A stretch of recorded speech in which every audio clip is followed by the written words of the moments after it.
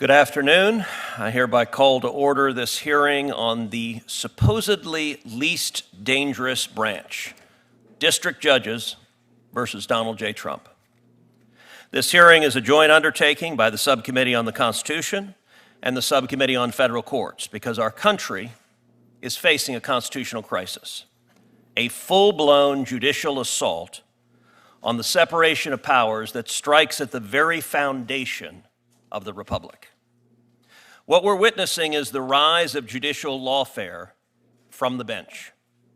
One unelected district judge sitting in a courtroom in San Francisco or Boston or Baltimore can now issue a nationwide injunction that ties the hands of the President of the United States for all 330 million Americans. That's not law, that's judicial tyranny. President Donald Trump was elected by over 77 million Americans with a constitutional mandate to govern. These district judges, they were not elected. They were appointed by one individual and confirmed not to legislate, not to govern, but to apply the law.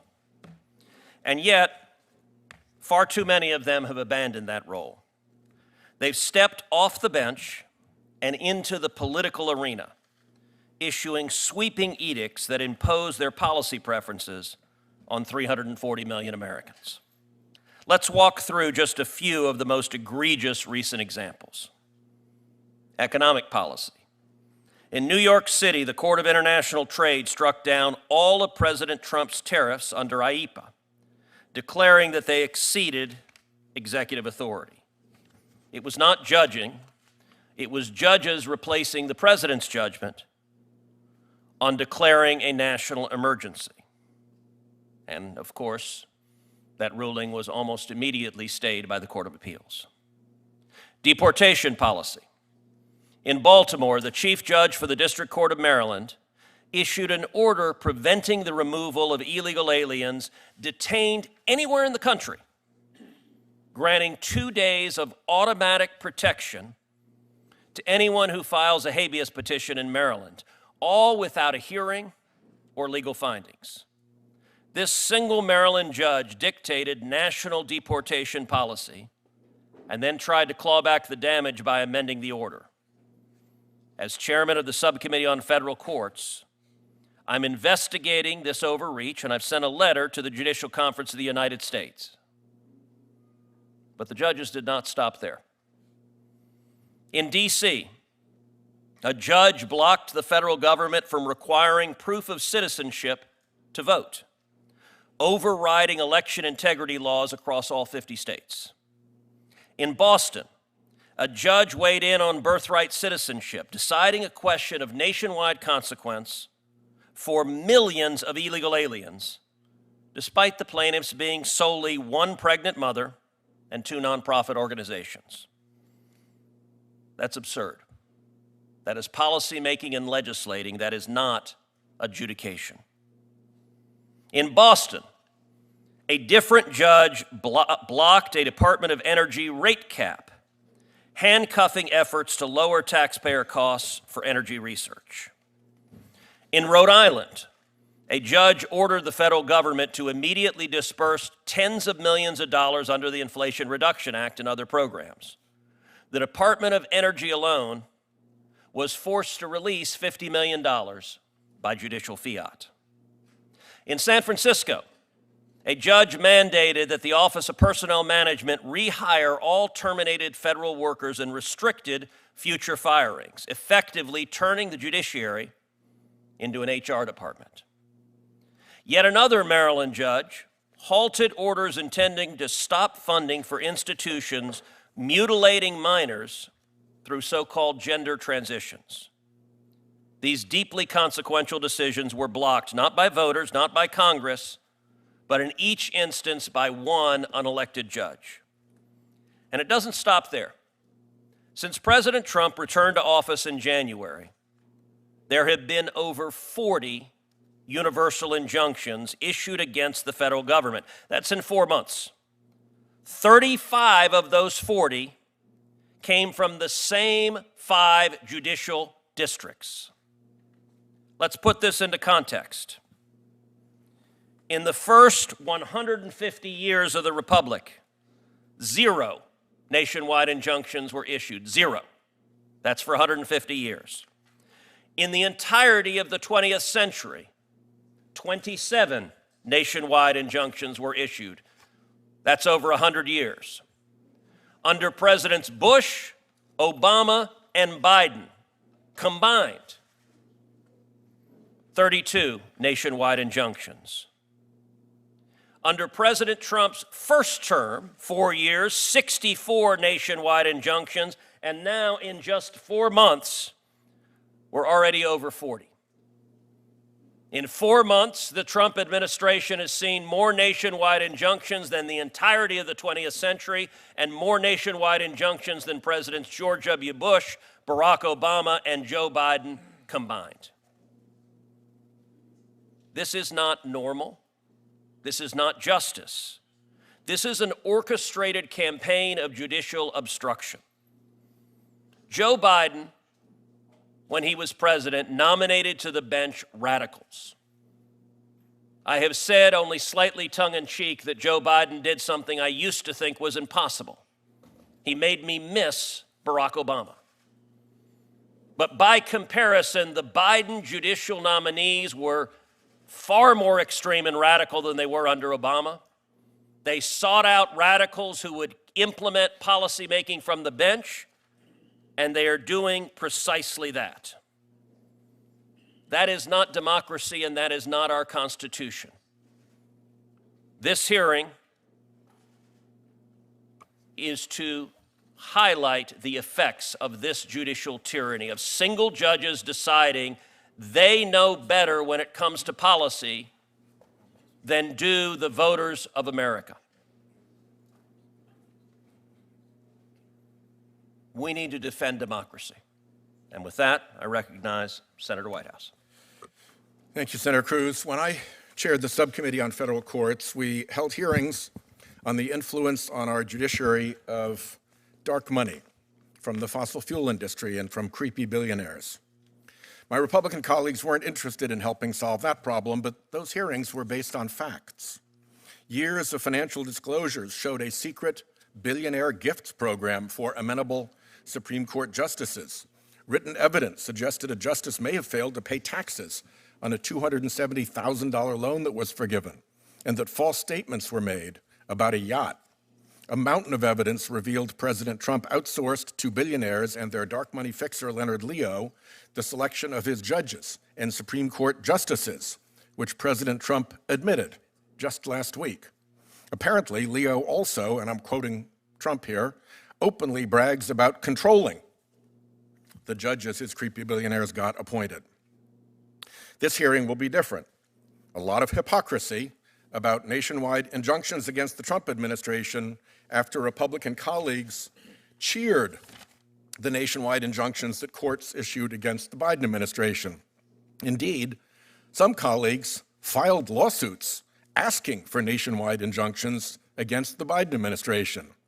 But now they're shocked that there are nationwide injunctions. Here are some facts everyone should bear in mind during this hearing. Fact number 1, Donald Trump's administration is engaged in unprecedented lawlessness, period.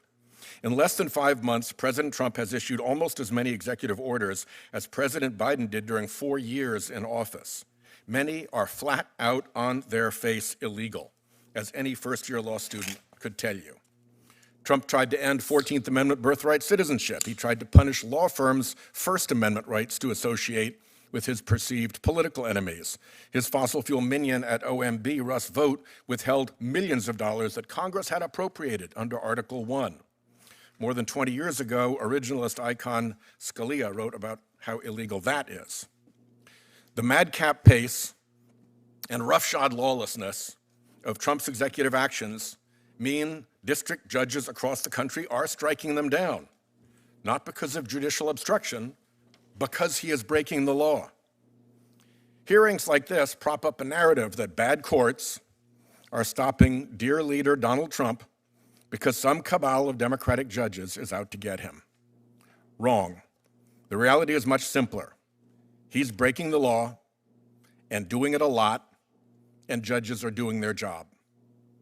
It's not just me saying that. Trump-appointed judges from across the country have struck down his illegal actions, holding, for instance, that Trump can't punish the AP for its reporting, that his misuse of the Alien Enemies Act is illegal, and that the administration can't withhold billions of appropriated public health funds. Trump judges, hardly a liberal conspiracy. As it tries to prop up Trump's illegal orders, the MAGA Justice Department is fast destroying its reputation with judges who've said about DOJ arguments, bad faith, shoddy, an admitted lack of any evidence whatsoever, deliberate evasion. Shocking not only to judges, but to the intuitive sense of liberty that Americans far removed from courthouses still hold dear. And the prospect of contempt findings looms. Fact number 2, failing in court, Donald Trump and his allies attack judges and their families. Trump has called judges who ruled against him communists, USA-hating, and monsters.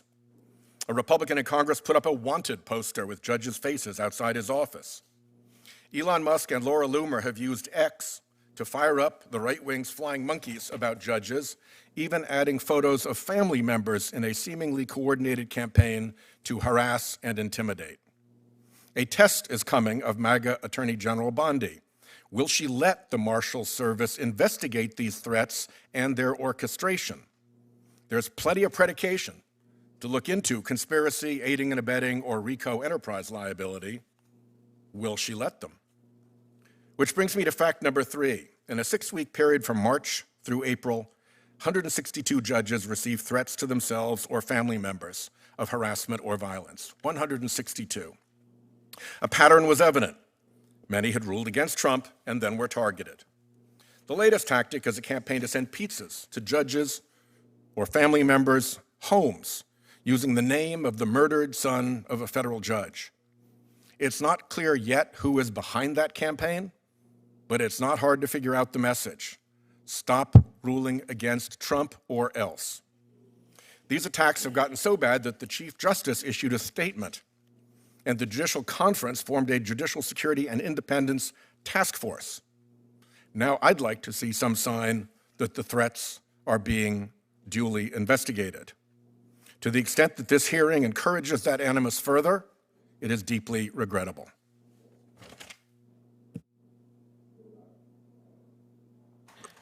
I thank Senator Whitehouse and now recognize Chairman Schmidt. Thank you.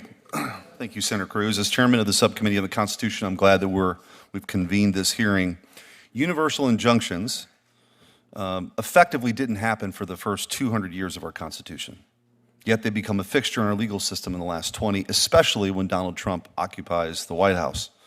The courts can play an important role in reining in an executive branch that's out of control. This is especially important when reining in actions by unelected, unaccountable bureaucrats who act outside of the scope of their congressionally authorized authority.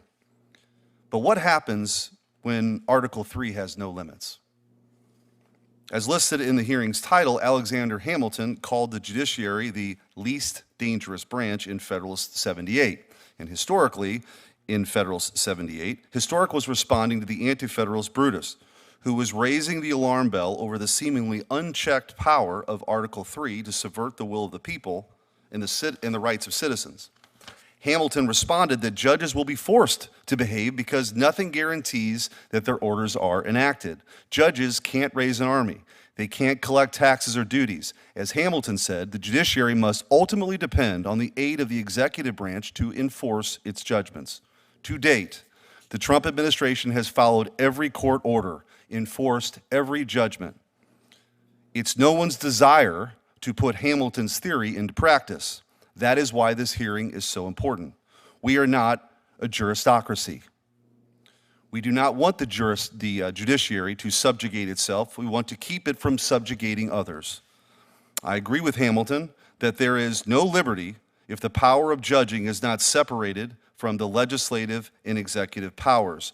But this runs both ways. There can be no democratic accountability, no Republican government with an overly activist judiciary that allows over 600 judges to wield limitless power. On one particularly troubling example, district court judges have not been assigned cases randomly or transparently. In March, Chief Justice Boasberg, right here in D.C., has found himself into 4 major Trump cases, a statistical impossibility. Boasberg took over the Alien Enemies Act and ordered planes to be turned around in the dead of night, despite not being the emergency judge on duty that night. It seems clear that as chief judge, he has play and he wants to be able to grab cases for himself. I've had firsthand experience with this non-random case assignment in our federal appellate court system. When I was Attorney General of Missouri, I often found myself litigating in the 8th Circuit, a circuit of unique makeup. Of the 11 judges in the circuit, 10 have been appointed by Republicans. Yet, the one Democrat appointee, Judge Jane Kelly, found herself hearing nearly every political sensitive case in the circuit. Time after time, case after case, miracle after miracle, for the Democrats, Judge Kelly would be there for nearly every politically sensitive case. This was not due to the good luck of Judge Kelly. The circuit clerk's office, which assigned cases to appellate panels, was filled with her former clerks and ideological compatriots. In practice, they set the nationwide policy by rigging case assignment. Another issue is the universal injunction is a judicially created remedy while Congress set up a procedure for group relief under Rule 23. As Solicitor General John Sauer recently argued compellingly, the proper avenue for group relief is under Rule 23 class actions. Rule 23 was designed to ensure a structured and fair approach to broad legal challenges. I'm hopeful that the Supreme Court will curb injunctions to restore proper judicial limits and respect the separation of powers. A district judge blocking deportations is as absurd as directing military strategy. This is activism, not judgment, not the rule of law, and it undermines the voters' mandate to secure our borders. Enough is enough. We must act here in the Senate to fix these issues. Article 1 isn't alone in this. The Judicial Conference and the Supreme Court must get their houses in order as well. Does our Constitution establish a judiciary that resolves cases or sets policy? In this committee, do we confirm judges to take the bench or to take the podium?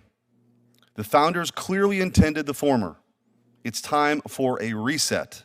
The American people elected President Trump to secure our border and restore our nation. I look forward to the testimony of the professors, and I urge this committee to advance reforms that uphold the separation of powers. Thank you. I now recognize Ranking Member Welch. Thank you very much. You know, the concrete issues of a universal injunction or forum shopping are things that we can address. But there is a context that we're all operating in, and this is where I disagree with my colleagues, particularly Senator Cruz and his recitation of what he saw as a judicial rampage. This moment we're in our country is testing whether the separation of powers, 3 co-equal branches of government, shall endure. That's really the question. We've seen an abdication of constitutional responsibility by the Congress. It's appalling. Ceding to a president the ability to impound funds, something that was declared unconstitutional in the Nixon Doctrine. Ceding to the president tariff authority, which in the Constitution belongs to the policymakers in Congress. Just 2 examples of Congress ceding its constitutional authority. That's done willingly by my colleagues in the House and some in the Senate. We should reassert our authority. But the second leg of that, the transfer of authority to the executive, is the rampant attack on the judiciary. And Senator Cruz gave some examples of what he thought was judicial overreach. Each one of those examples, as I see it, was the judges doing their job. They disagreed. And when they disagreed, it was asserted by the president and by the attorney general that they were monsters, they were renegades, they were out of control. It was an ad hominem attack because judges were doing their jobs. And I will say we can deal with the forum shopping, which is something the private bar gets involved in. We can deal with universal injunctions. But the all-out assault on judges, because they make decisions, which is the job it is they have to do. And the decision is, has a president exceeded his authority? The decision is, has the Congress passed a law that deviates from constitutional requirements? Those are so profoundly important to keep that separation of powers and to keep the competition between the three branches so that we don't have absolute power vested in a single person, and that's the chief executive. So when, Senator Cruz, you talk about a judge making this decision about keeping somebody here, it's called due process. I'm for due process. When we talk about judges striking down under the international trade agreement, whether the president has authority to set these tariffs, and it's a three-judge decision, one appointed by Trump, one appointed by Obama, one appointed by Reagan, and they say the president didn't have authority, I would say that is the judges doing their jobs. But what is most profoundly important for the well-being of our country is that the Congress reassert its authority to pass laws, to restrict the executive or to empower the executive, but not to cede our authority to the executive ever. And it's our responsibility to do every single thing we can to validate the legitimate exercise of the decision-making authority of the judiciary. I look forward to this hearing and the testimony of the witnesses. Thank you. Thank you. I would make two brief observations. Number one, it is interesting as our Democrat colleagues defend these nationwide injunctions that neither of them made any reference to the fact that the number of nationwide injunctions issued in the first 4 months is greater than the entire 20th century and is greater than all of the nationwide injunctions issued against Bush, Obama, and Biden combined, nor did they address the disturbing fact that of the 40 universal injunctions that have been issued in the last 4 months, 35 of them came from the same 5 judicial districts. There is a reason for this. Blue state attorneys general and radical leftist groups are seeking out affirmatively radical judges who they know will impose their own policy preferences.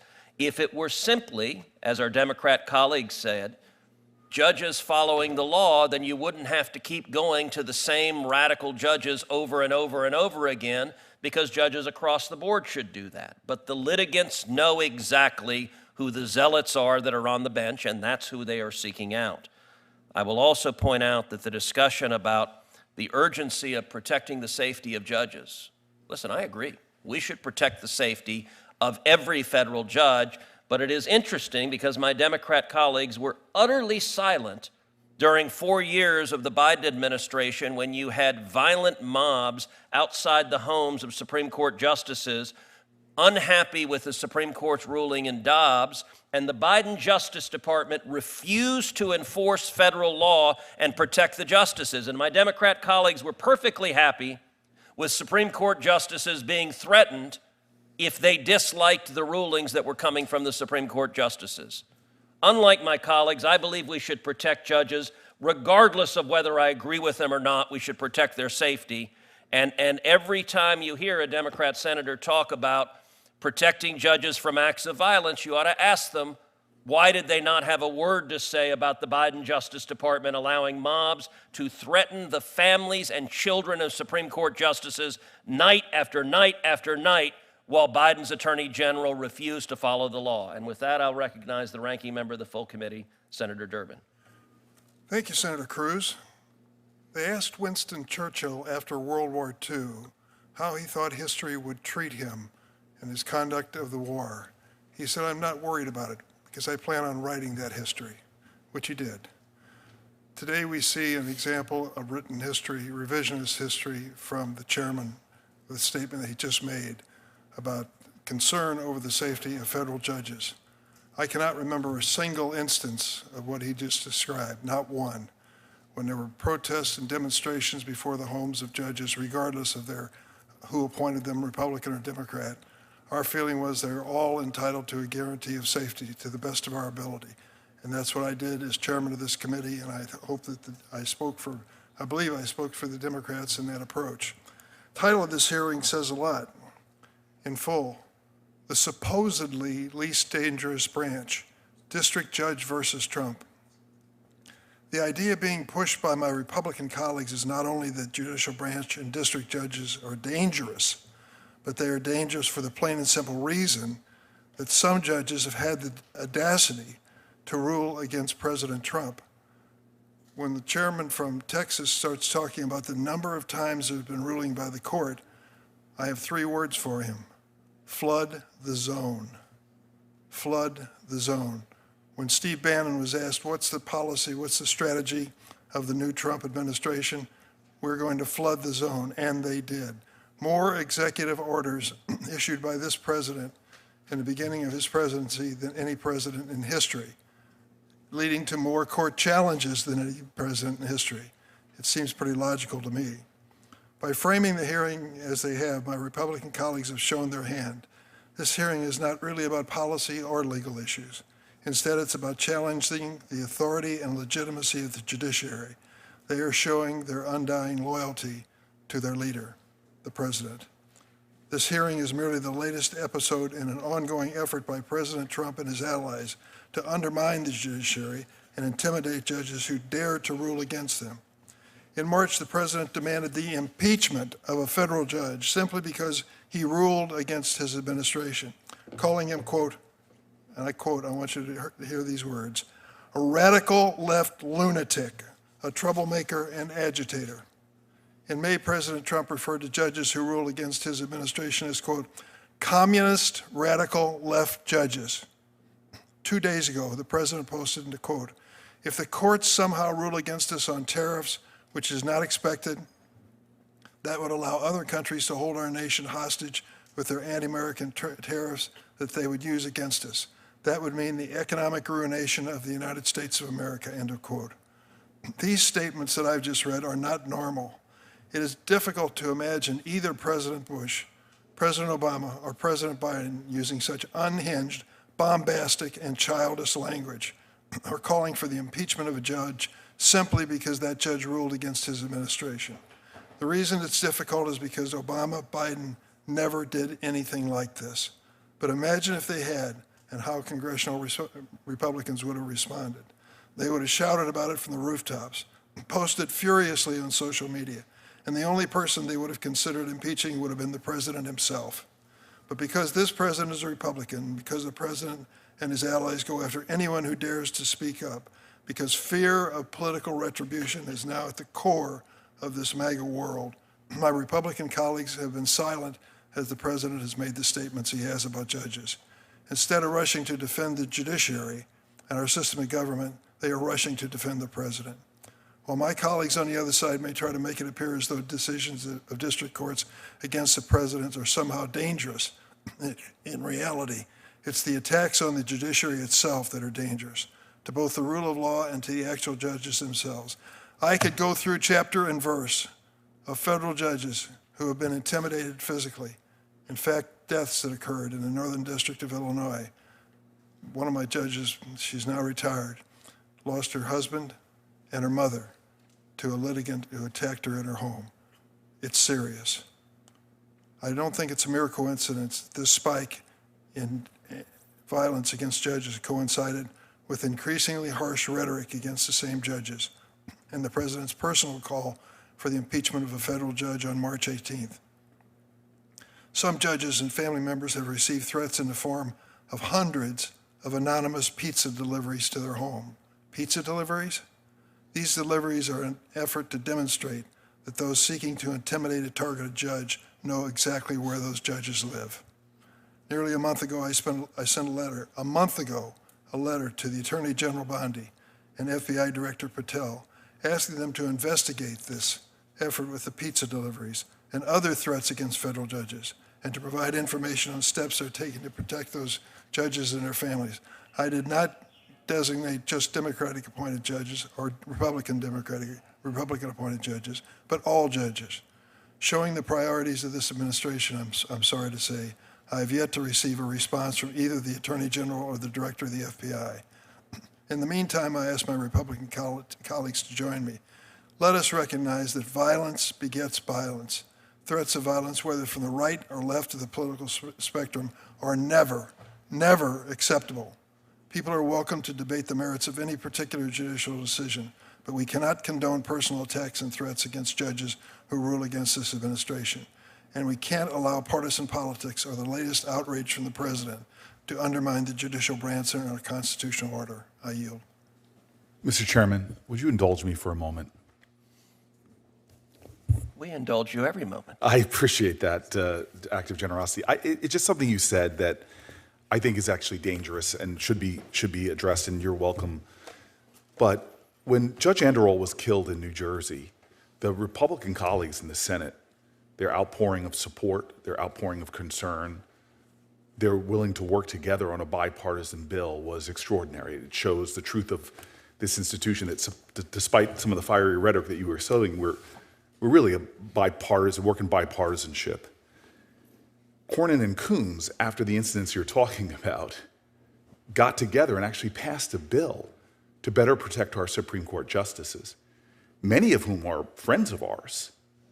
You know, Gorsuch and I disagree on a lot of stuff. I knew his wife before he did. We studied together at Oxford.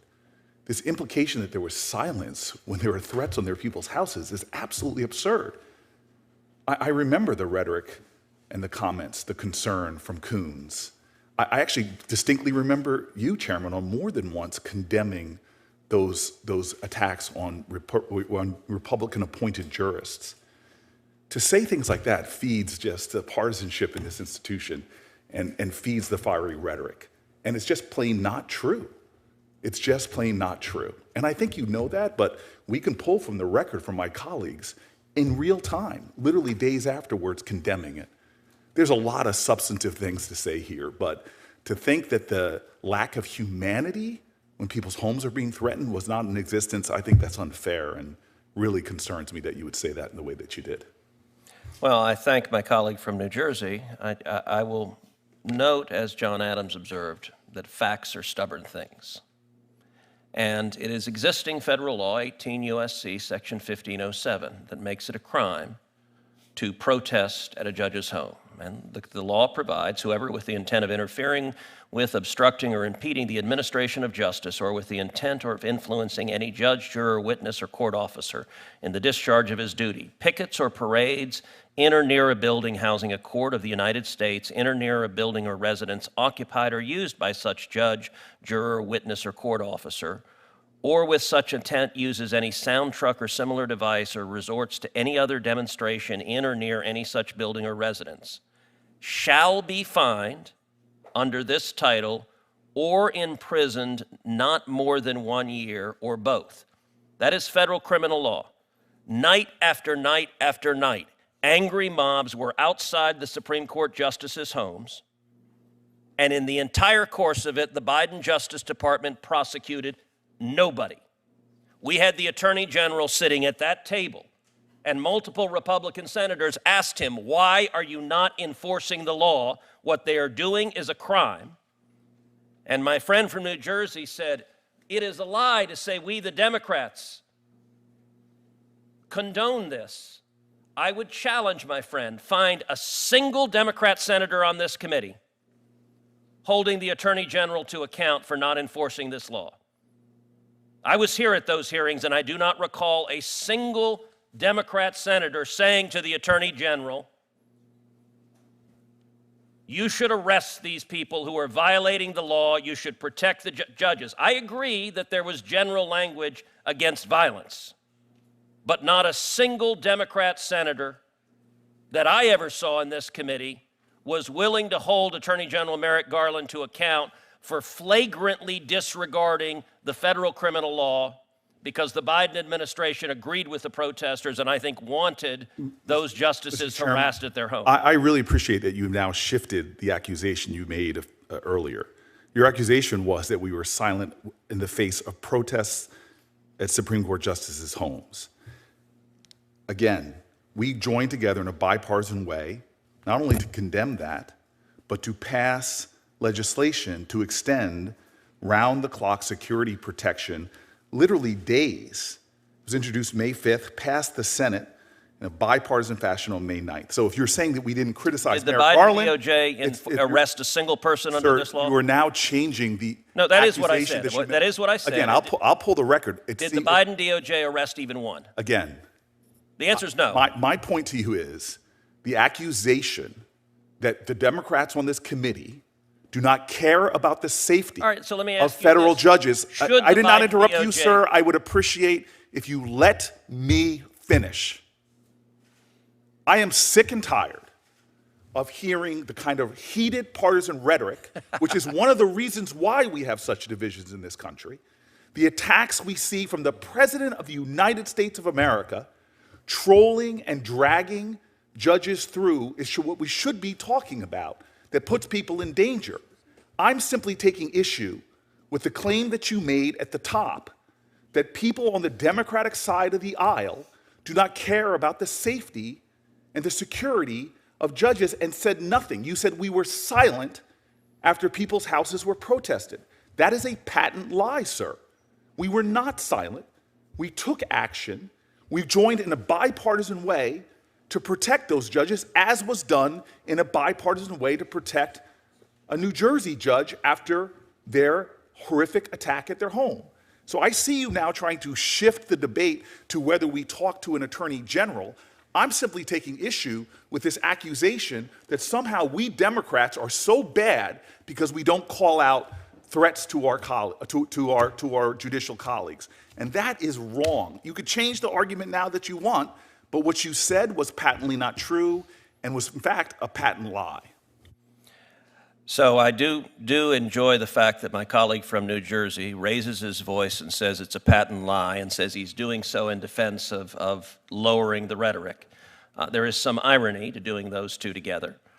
I'll point out that in the entire course of those remarks, Senator Booker did not dispute the central point I made, which is the Biden Justice Department arrested 0 people, prosecuted 0 people for violating the criminal law, and every Democrat senator on this committee was silent about it. And this was an ongoing pattern for months.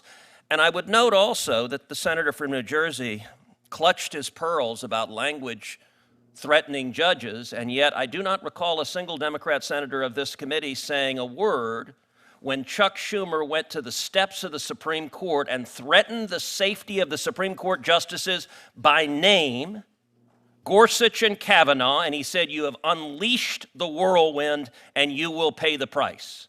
And not a single Democrat senator had a word to say about this. And so their outrage is selective. And I will give my colleague from New Jersey a chance to just answer a simple yes-no question. Should the Biden Justice Department have enforced the criminal law against protesting at a justice's home? Yes or no? So the rank hypocrisy of Chuck Schumer apologizing the next day and you holding that standard for him and not for your president, who you actually rightfully described when you were running against him in a primary.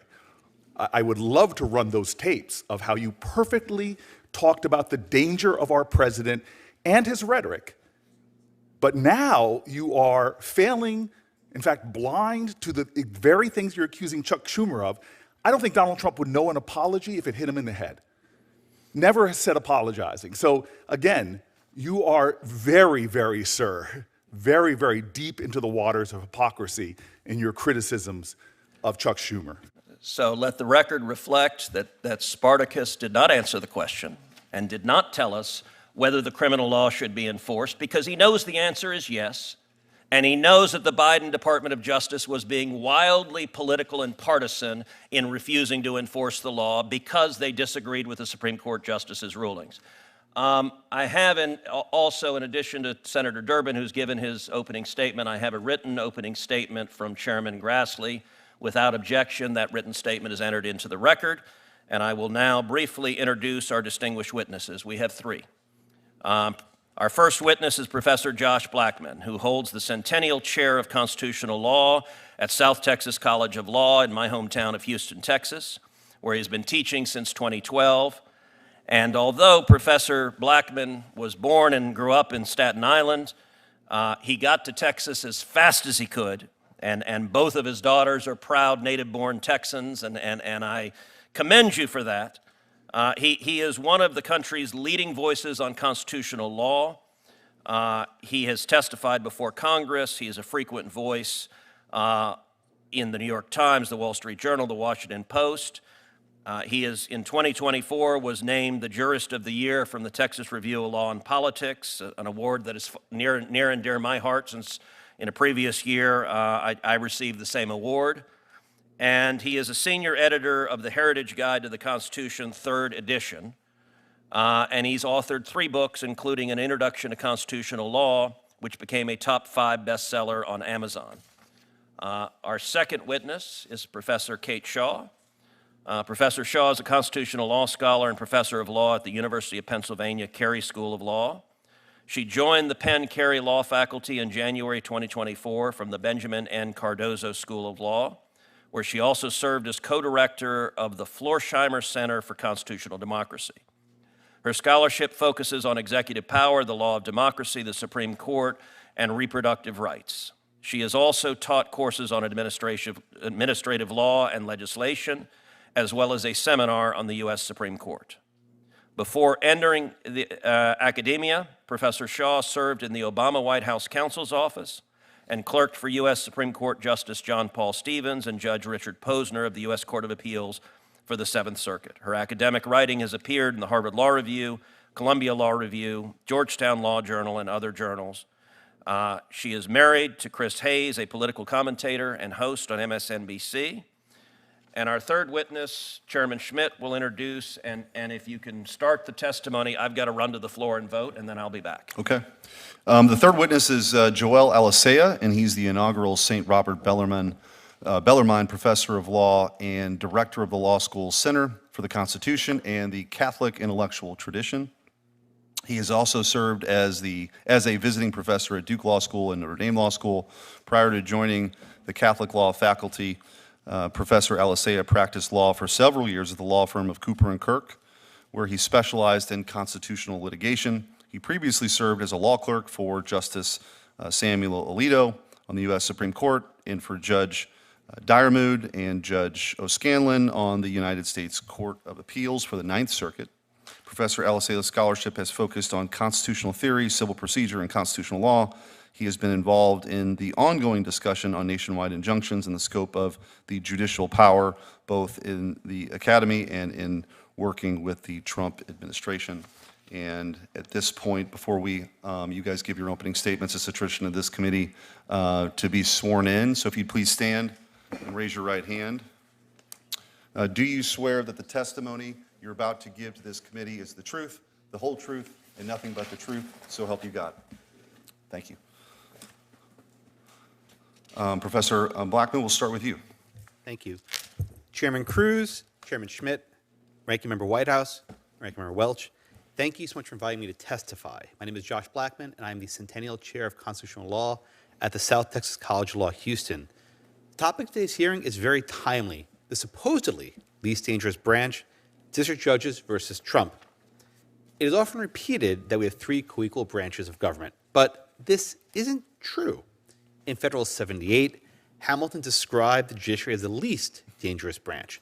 Unlike Congress, which is a power of the purse, and the president has the power of the sword, the courts have mere judgment. Yet it has been deeply ingrained in our consciousness that the court's foundational role is to balance the powers of the elected branches. Indeed, Chief Justice Roberts recently boasted that the courts check the excesses of Congress and the executive. But the Chief Justice is incorrect. Indeed, Vice President Vance recently explained that Roberts expressed a profoundly wrong sentiment. Or more local to me, Judge Ho in Houston aptly observed, It is not the role of the judiciary to check the excesses of the other branches any more than it's the judiciary's role to check the excesses of any other American citizen. So the question is, who will check the excesses of the executive? At least with regard to the lower courts, you all, Congress. The Constitution refers to the federal district courts as inferior courts. Yet far too many lower court judges seem to have a superiority complex. We're witnessing a never-ending onslaught of universal injunctions that make it nearly impossible for the executive branch to function. So what can be done? We can't look to the courts to check themselves. The long history of judicial supremacy teaches that judges of all stripes, conservative and progressive, seek to defend and entrench their own institution. The answer to any sustainable reform must come from the legislature. To paraphrase Madison in Federalist 51, legislative ambition must counteract judicial ambition. Yet regrettably, most debates about judicial reform get bogged down in politics. When there's a Republican president, Democrats love the universal injunction. When there's a Democratic president, Republicans love the universal injunction. It's predictable. Proposals that help only one side of the aisle have a slim chance of enactment. The federal courts cannot be reformed through unilateral disarmament. Any reform must be bilateral. I published an article called Bilateral Judicial Reform in the Texas A&M Journal of Law and Civil Governance. This was in 2024, before the election. And I got 10 ideas to fix the courts that might appeal to people on both sides of this aisle. I will talk about 3 of them in my limited time today. Number 1, cases seeking a temporary restraining order can be decided by a single judge, but can only give relief to the named parties and are limited to 7 days. No longer can a single judge issue a universal TRO that lasts for nearly a month without any appellate review. Second, cases seeking preliminary injunction or equivalent relief against the federal government and state governments are referred to the en banc court, which appoints a randomly drawn 3-judge panel with 2 circuit judges and 1 district court judge. There is some value in having a multi-member body consider an issue rather than a lone district court judge deciding difficult questions. And rather than having 2 district and 1 circuit, I prefer 2 circuit, 1 district, because these cases tend to focus more on law than on facts. The third proposal focuses on the appellate process. Chief Justice Roberts recently stated that the appropriate response to disagreement with the judge is the normal, he said, the normal appellate review process. As things stand now, the Supreme Court has a completely unpredictable and indeed arbitrary approach to emergency applications. I think we maybe all agree upon that. Congress can make the appellate review process of the Supreme Court normal again. Under my proposal, injunctions of statutes against the federal government and state governments are automatically stayed. The stay is automatic, it's not discretionary. And if a 3-judge panel submits what I call a certificate of division, that is, 2 judges go one way, the other judges go the other way, the case is appealed to the Supreme Court's mandatory jurisdiction. They can't deny cert. And oral argument is decided on an emergency docket timeline, which Congress would then set. I think these 3 measures would have bipartisan appeal, which I hope they do, and will go a long way to addressing the never-ending fights between the president and the judiciary. Thank you so much, and I welcome all of your questions. Thank you. Professor Shaw. Good afternoon, chairs, ranking members, distinguished members of the subcommittees. Thank you for the invitation to testify today. I understand that the purpose of today's hearing is to discuss recent judicial rulings against the Trump administration and to situate those rulings in historical and institutional context. There is no question that the Trump administration has been on a losing streak in federal court. According to the most recent data compiled by Professor Steve Vladeck, district courts have ruled against the administration in 97 cases to date. That is a large number, but it is a number that is best understood in context. First, it has to be viewed in the context of the unprecedented volume of executive action we have seen from this administration. As of May 24th, the second Trump administration had issued 157 executive orders. By comparison, the Biden administration issued 162, nearly the same number, over the course of 4 years. The first Trump administration issued 220 over 4 years. It is not surprising that this much more executive action than previous administrations has drawn more challenges. The second thing to understand is that these rulings have come from judges who sit in district courts across the country and who were appointed by presidents of both parties. 25 district courts in 10 circuits and 73 judges appointed by 7 presidents have ruled against this administration. That leads me to my third point.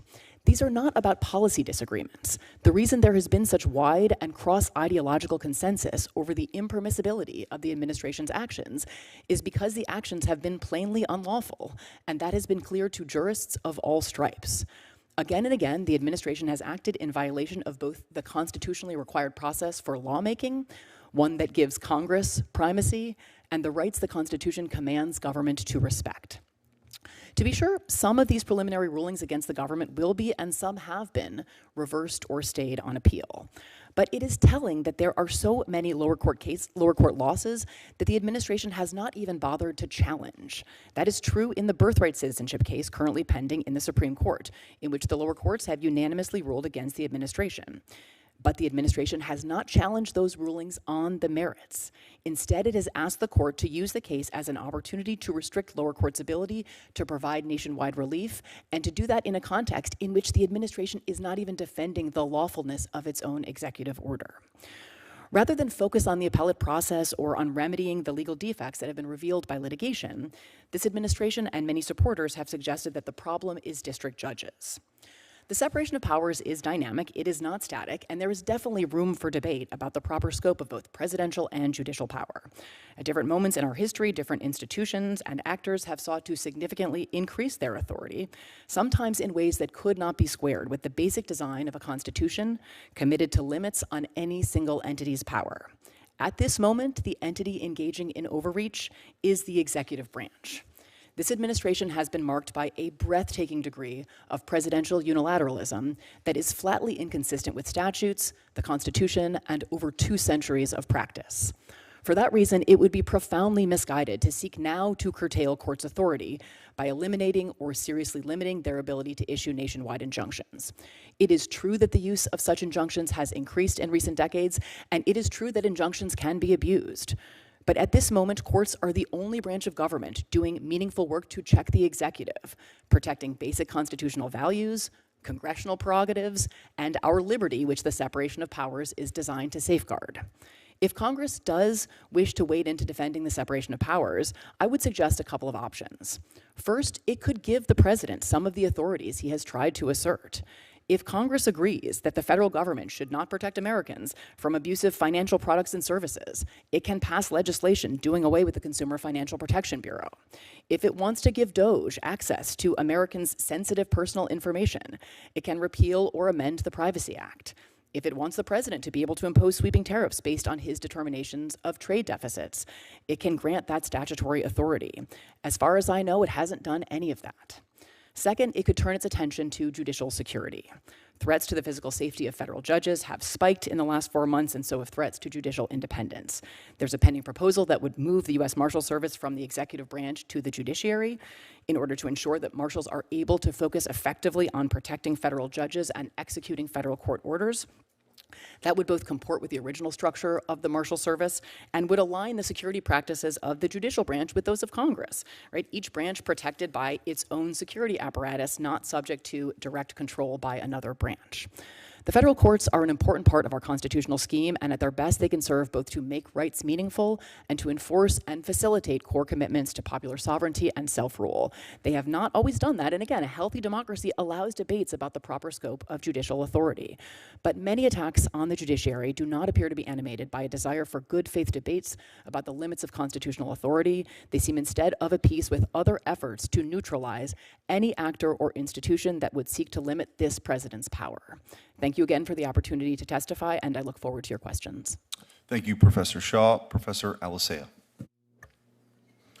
Mr. Chairman, Ranking Member, members of the subcommittee, thank you for the invitation to testify today. It's an honor to speak with you. While the topic of today's hearing touches on many issues, my understanding is that I've been invited to address the practice of universal injunctions in particular, and that will be the focus of my testimony. An injunction is an order from a court directing an entity like a government official or a government agency to do something or refrain from doing something. Courts have been issuing injunctions for centuries, and when injunctions only grant relief to a party to the case, they're generally not controversial. What makes universal injunctions controversial is that they purport to give relief to entities that were never made parties to the case. In the birthright citizenship cases now before the court, for example, a district court judge in Seattle issued an injunction forbidding the enforcement or implementation of the president's executive order on a nationwide basis. That means that the executive order cannot be enforced against anyone, even though the only parties challenging the order were 4 states and 2 individuals. Now, universal injunctions are damaging to our political and legal system for many reasons. The effect of a universal injunction is that the policies of the elected president are subject to what is effectively a veto by unelected district court judges. Because it only takes a single judge to issue a universal injunction, the president's opponents only have to win 1 lawsuit to stop the president, whereas the president has to win every single lawsuit if he wants to implement his challenged policies. Because they place unelected district court judges in charge of national policy, universal injunctions are a problem for presidents of both parties. This is not a partisan issue. But universal injunctions have been used at an astonishing rate against President Trump in particular, which is why the issue has become so prominent over the last few months. For example, during the month of February alone, more universal injunctions were issued against President Trump's policies than in the first 3 years of the Biden administration. The result has been an atmosphere of continuous emergency throughout the first few months of President Trump's second term. It seems as if every time the president issues a new policy, it is almost immediately followed by a district court issuing a universal injunction. Since the president cannot allow a single judge to dictate national policy, the administration has had to seek emergency intervention by a court of appeals, and whichever party loses in the court of appeals then seeks emergency intervention by the Supreme Court. The court has therefore been inundated with almost nonstop emergency litigation, partly because of the practice of universal injunctions. The seemingly unending stream of emergency petitions has forced the court to make quick decisions on controversial and contested legal questions, often without the benefit of oral argument, adequate briefing, or different views expressed by the lower courts. This is not how our constitutional system was designed to work. Article 3, Section 1 of the Constitution vests the judicial power of the United States in the federal courts. As understood at the founding, the core meaning of the judicial power was the authority to resolve disputes between parties according to law. This party-centric understanding of judicial power explains why Article 3, Section 2 of the Constitution extends the judicial power only to cases or controversies, that is, disputes between parties. And that's why the Supreme Court has repeatedly held that parties do not have standing to seek relief beyond what is necessary to remedy the alleged harm to the plaintiff. Prior to 1789, injunctions were understood to be limited. An injunction could only provide whatever relief was necessary to redress a plaintiff's asserted injury. The same understanding of injunctions prevailed until the mid-20th century. Universal injunctions, it bears emphasizing, are a 20th century development, and their routine use against government action only began within the last decade. Thus, federal courts lack the power to grant equitable remedies that extend beyond what is necessary to redress the plaintiff's alleged harm, which is precisely what universal injunctions purport to do. The American people never gave judges the power to issue universal injunctions. Judges have seized that power for themselves, and only quite recently in our history. District court judges are thus exercising power for which they have no constitutional warrant. While universal injunctions have damaged the presidency and the Supreme Court, they have done the most damage to democratic governance by illegitimately thwarting the will of the people's elected representatives. As Justice Elena Kagan once observed, quote, "It just can't be right that one district judge can stop a nationwide policy in its tracks and leave it stopped for the years that it takes to go through the normal process," unquote. Courts play a vital role in our constitutional system. They resolve disputes between parties according to law.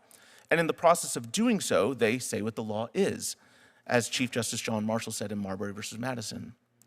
None of that is at issue in the controversy over universal injunctions. What is at issue is whether courts can step beyond their limited role of resolving legal disagreements between parties and instead resolve policy disagreements for the whole nation. The answer to that question should be obvious: no.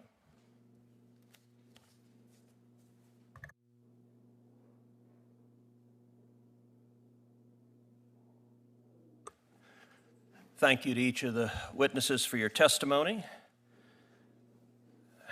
Professor Blackman, prior to 1963, had any federal court issued a nationwide injunction blocking federal law or executive policy? I'm not aware of any.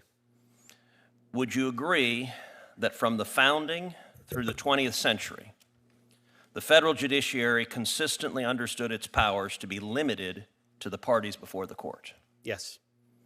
And would you agree that the widespread use of universal or nationwide injunctions, especially against presidential actions, is a recent development emerging in the last decade? Yes.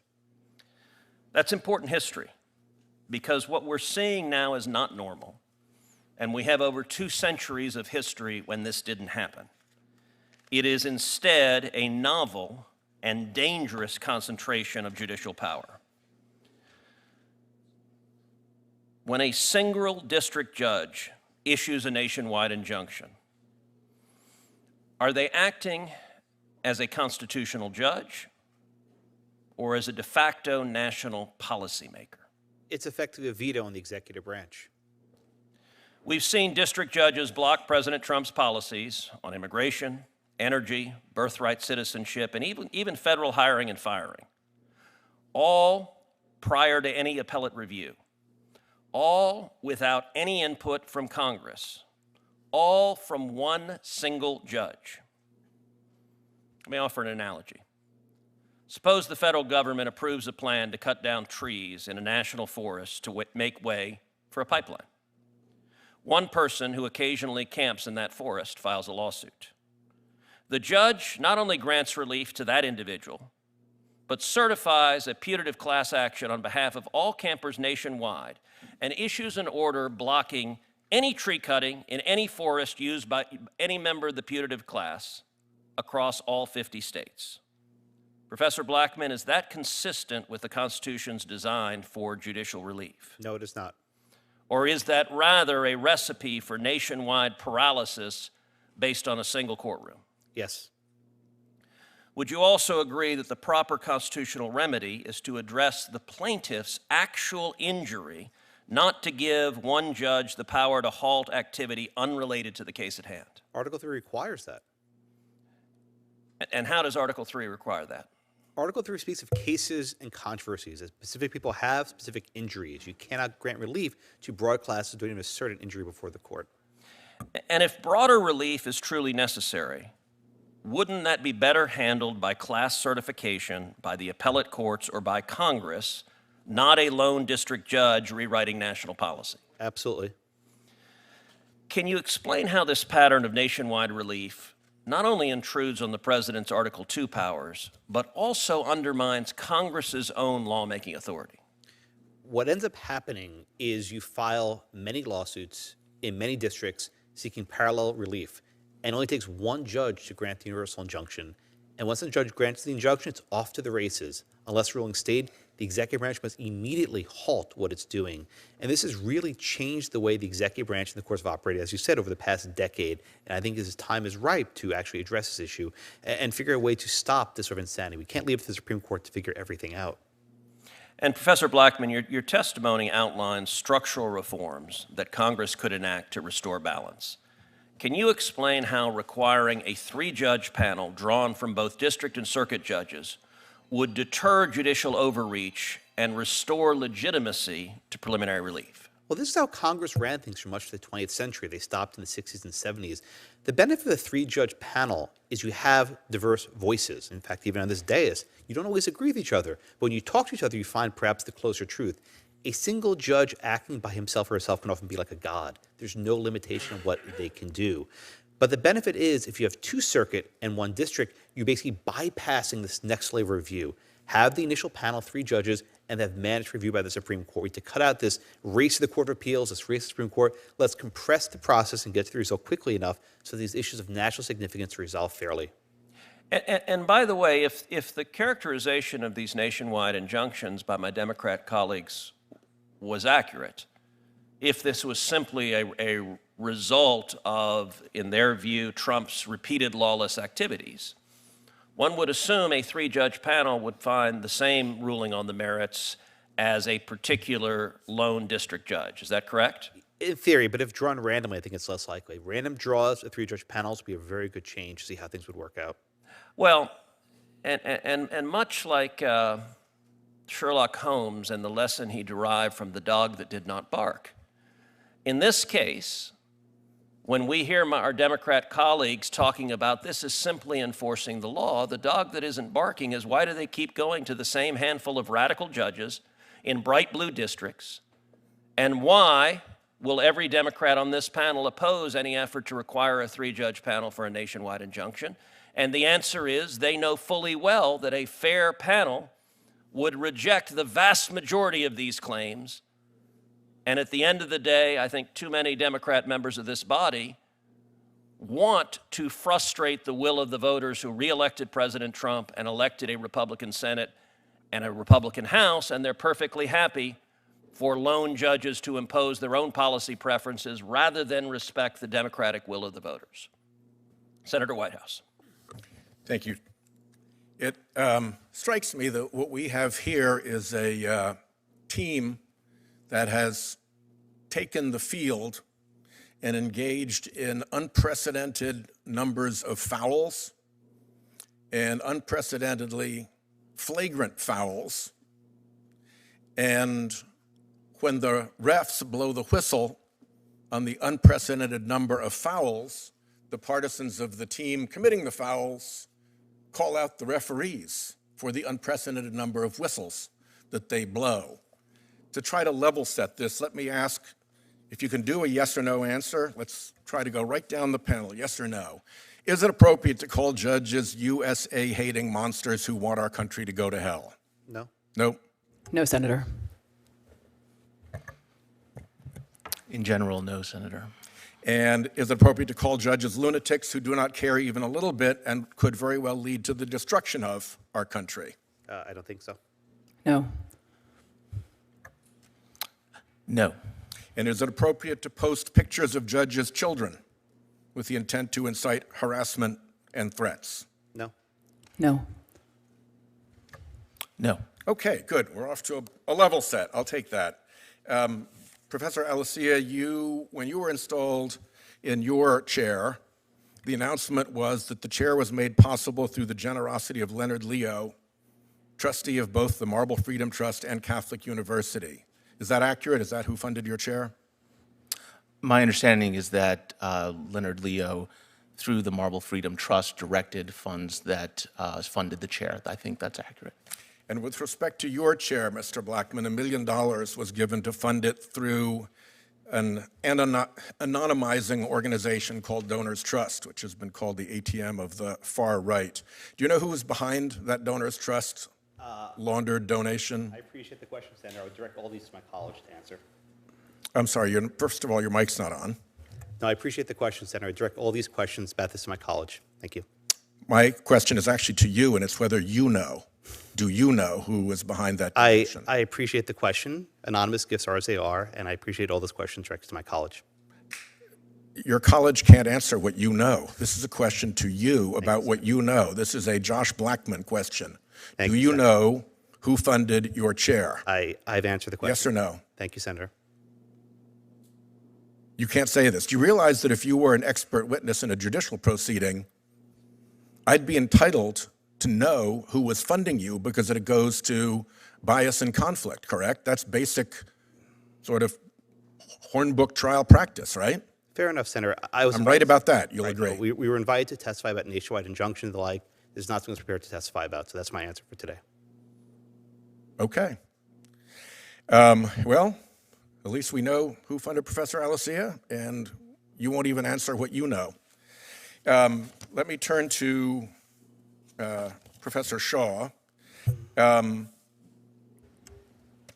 Let's just say that this activity today is designed to whip up more animus against courts, and that it adds to the atmosphere of threats that the court is now experiencing. I think we're up to, is it 162 threats to judges, which is pretty impressive. And a lot of this has the appearance, at least to me, of looking like it was orchestrated, looking like it was instigated, looking like there are folks behind it. So presumably, the Marshal Service should be not just protecting the judges and their family members, but also investigating the sources of the threats. Can you tell us what some warning signs would be that the Marshal Service has been directed, perhaps by the Attorney General or perhaps by some other senior official in the Department of Justice, to not do proper investigations, and particularly not look into orchestration or any effort to gin up these threats? Senator, I have no information. It strikes me that a non-response to your queries or queries from other members of Congress to the Marshal Service or to the Department of Justice are concerning. There should be an active dialogue between the branches about something as serious as the security of the third branch. And I guess I would just echo what Senator Booker was saying earlier. I mean, there have been two relatively recent periods when bipartisan legislation was passed to improve judicial security after the tragic murder of Judge Salas's son and also after the attempted attack on Justice Kavanaugh. Judicial security measures on a bipartisan basis quickly passed Congress, and I would hope that this is a moment in which broad agreement could be reached that it's necessary to do something similar. And if it appeared that those were part of a larger plan or conspiracy, it would be appropriate for law enforcement to look into the question of whether there was a larger plan or conspiracy, correct? Absolutely. Thank you. I would note that Senator Whitehouse asked two of the three witnesses about private donations given to their respective law schools, but somehow omitted Professor Shaw. And I guess I would ask Professor Shaw, are you aware of what's been publicly reported in disclosures that your employer, the University of Pennsylvania, from 2013 to 2019 received from Communist China $67,618,610. Have you seen those public reports? I'm sorry, Senator, I have not. Well, they are publicly reported, and $67 million from Communist China. If we're going to just clarify the record, let's clarify the record across the board. If I may, I actually don't hold an endowed chair, so I don't have an endowed chair personally, so I don't think I was being singled out for any reason, but that I don't have one. Penn. I do work for Penn, yes. Yep. Chairman Schmidt. Thank you. I suppose to further the analogy that Senator Whitehouse gave of reffing a game, I don't think anybody has a problem on this side of the aisle with a ref calling balls and strikes or calling a foul. The problem is, what if the ref's daughter hired the coach? What if the ref has money on the game? What if people start to question the legitimacy of the ref in the game? We all know what happens. People don't watch it anymore. Vegas takes the game off the board. So it gets to sort of this question of, as I referenced in my opening statement with Hamilton, the reason why it's supposed to be the least dangerous branch is it relies on the other two branches for enforcement. And the courts, the Article 3 branch, should be very well aware that if they lose legitimacy, they're cooked. And that's why we're having the hearing. Because people are questioning, how does Judge Boasberg, and I would actually ask you, Professor Blackman, pose this as a question. How in the world does Judge Boasberg get a case when he's not the emergency assignment judge, he's on vacation in the middle of the night? How can that happen? I don't know, and perhaps even more significant, if you read the transcript of the case, he basically told the plaintiffs to change their case. They brought it one way. He says, no, here, plead it this way. Okay, good. Now I'm going to certify class and issue a ruling and go tell the plaintiffs around. He basically litigated the case on behalf of the parties. This wasn't merely a passive bystander. He was an active participant. It's a statistic impossibility, and I want to I referenced what had been going on in the Eighth Circuit. 10 of the 11 appellate judges in the Eighth Circuit appointed by Republicans. Amazingly, Judge Kelly ends up on all the politically sensitive cases on a panel. It's not possible, except for the clerks there in that office, or the people that work for the clerk's office, are populated by her former clerks. So these are the kinds of things that this isn't just a new phenomenon. This is a concern about activism on the bench that's existed for a long time. It's just now on steroids. You talked briefly, and I mentioned it too, sort of Rule 23 as a more viable option for this, limiting the orders to the parties, the rulings to the parties before the court as a case in controversy. Those are ways to address this. Are there any other structural suggestions that you have? And I also want to pose this to Professor Alicea as well. Sure. I think one urgent need is to think about automatic stays. When you have district court judges granting universal injunctions and they don't stay their rulings, there's this frantic race to the Court of Appeals and to the Supreme Court, and the executive branch is not capable of actually changing policy on the fly, and that gives rise to these attempted contempt proceedings. I would think about if a universal injunction is granted or a nationwide class is granted, stay the ruling for 24 hours, 48 hours, some limited period till he's taken appeal to the appellate court, and don't let the judge just rule against you to decide whether appeals to be taken. I think the automatic stay will go a long way to addressing these issues. Professor Alicea?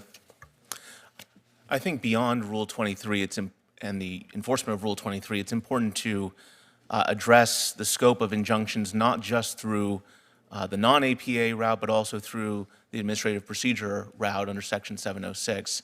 So I think that to the extent that we're going to really address the problem overall, you can't just address universal injunctions that are done outside of the context of administrative action, but also through the process that the APA sets up for challenging agency action. Thank you. Professor Blackman, I do want to, you recently wrote an article in May of this year where you state the District of Maryland's standing order, that judge that automatically blocked deportations upon filing a habeas petition without merit review is pretty clearly designed to thwart the Trump administration's immigration policies. Could you explain that? Yeah, this is unusual. So the District Court of Maryland issued what's called a standing order, which is basically an order that applies in all cases. And it says, by virtue of filing a habeas petition, a grant of stay is automatically issued. The Supreme Court has said there's a four-factor balancing test to decide whether a stay must be granted. This is automatic. Indeed, if you actually read this seriously, it's a permanent handcuff on the president's authority to deport people. The judge actually walked it back about a week ago. They sort of modified it. Maybe the judicial conference got wind of this. But I think there's still an attempt to limit the executive power in ways that have not been done before. And it was issued to the government, I think it was writ large, right? I mean, Yes. This is very unusual. Right. It wasn't notice given in each case. It was by virtue of posting on a website. This rule applies universally. There's actually a rule that says any ordinance you put on each ECF docket, it can't be done globally.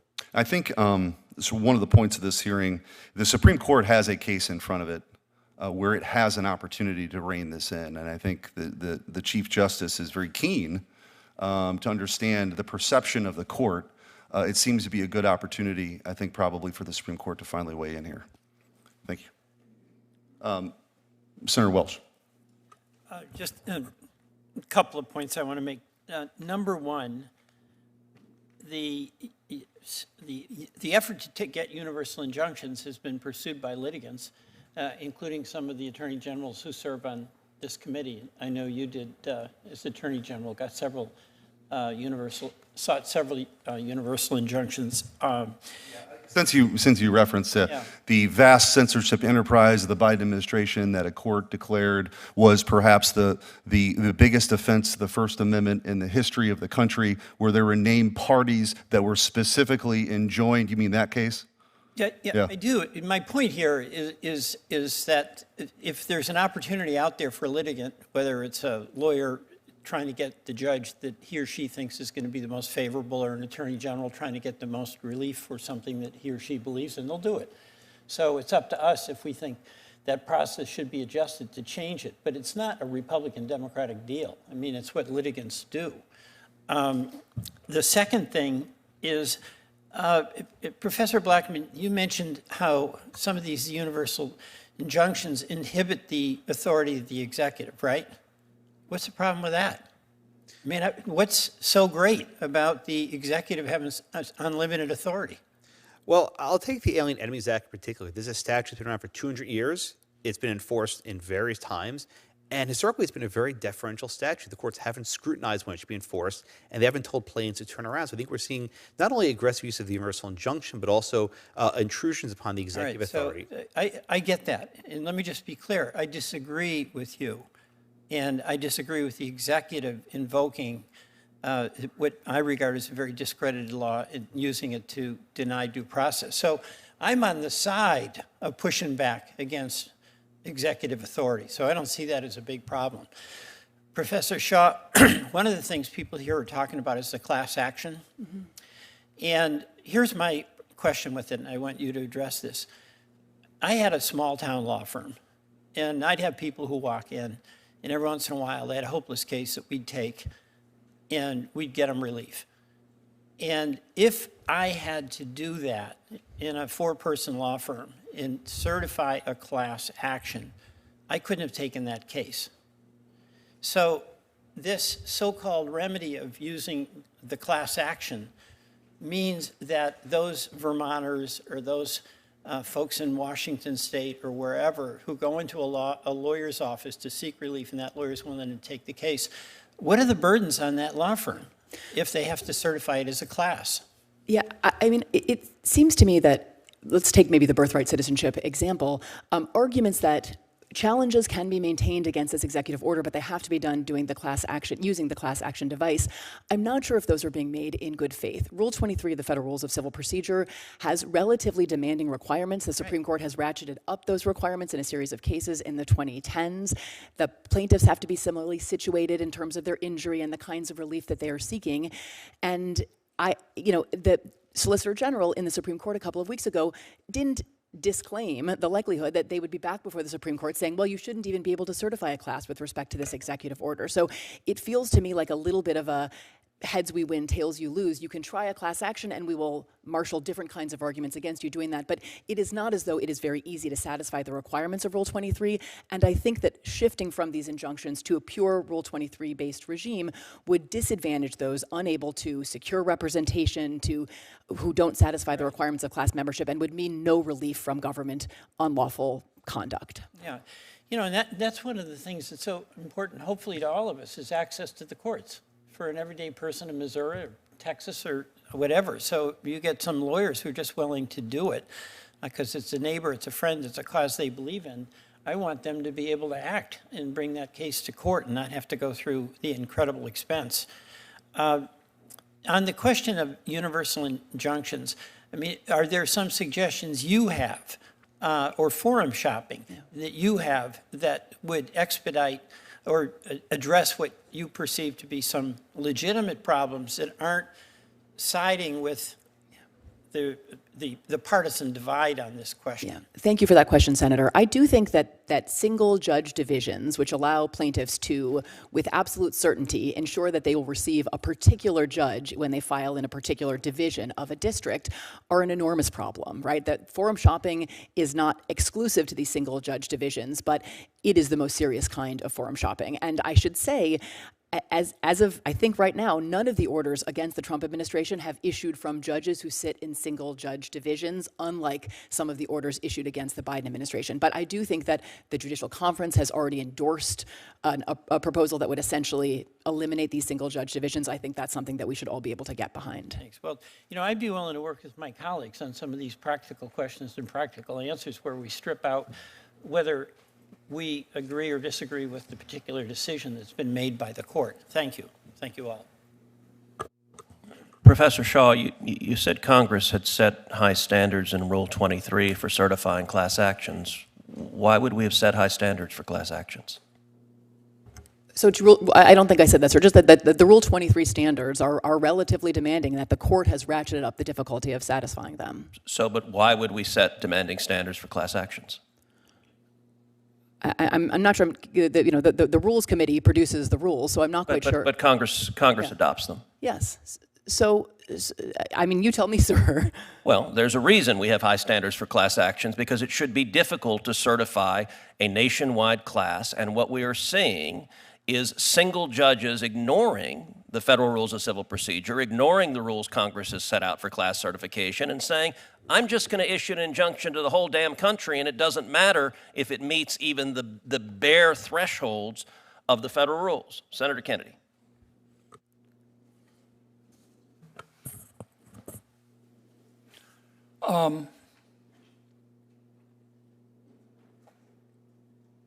Would any of you advise a client to defy a federal court order? No. None of you would? How about you, Professor? I mean, under most circumstances, we follow the government and private parties follow court orders. I suppose I would not rule out ever the possibility that in a sufficiently egregious order, there should be some consideration of whether there's a way. So in some cases, I think it's a qualified answer, yes. in some cases you would. In an extremely narrow band of cases, I think it would be considered, yes. Okay. do any of you think that nationwide or universal injunctions are not being abused? I'm not sure what if I may, Senator, I'm not sure what the time horizon of the question is. I don't think that there could be good faith disagreements about the correctness of some of them, but I have not seen in the last 4 months Professor, you're abuse. smart, No. I've read your stuff, and I've read your writings, and I don't want to get bogged down with this, but I have little respect for your opinion because I've read your stuff. When someone is in the White House that you agree with, and someone gets a universal injunction against him, you don't like universal injunctions. You called them judges acting like they're politicians in robes and judges looking like crass political actors. But now that President Trump's in the White House, who you dislike, you think that universal injunctions taste like pumpkin pie. So I have to discount what you say, because I think you act on your political beliefs. And I worry that that's what you're teaching your kids. So I'll leave you out of that. Do you think nationwide injunctions are being abused? Certainly, Senator. I think that is. They're being abused by both sides, aren't they? Yes, Senator. Both Republicans and Democrats are forum shopping, aren't they? Certainly. Professor, do you disagree with that? I think both sides are abusing them. I agree. Okay. Both sides. Yeah. There are no clean hands here.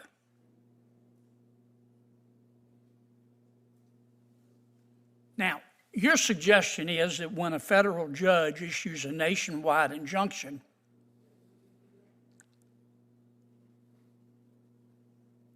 there should be an automatic stay and an expedited right of appeal. Is that right? Yes, sir. Do you disagree with that? I haven't given enough thought to have a position on it, Senator. I suspect, Professor, your answer will be it depends on who's president. No, Senator. Let me ask you about this. What if we had a rule? I was reading an article the other day. I'm not suggesting it. I just want your opinions. That said, if a president, any president, issues an executive order, let's say, that clearly violates settled Supreme Court precedent, that a federal judge can't issue a nationwide injunction. For example,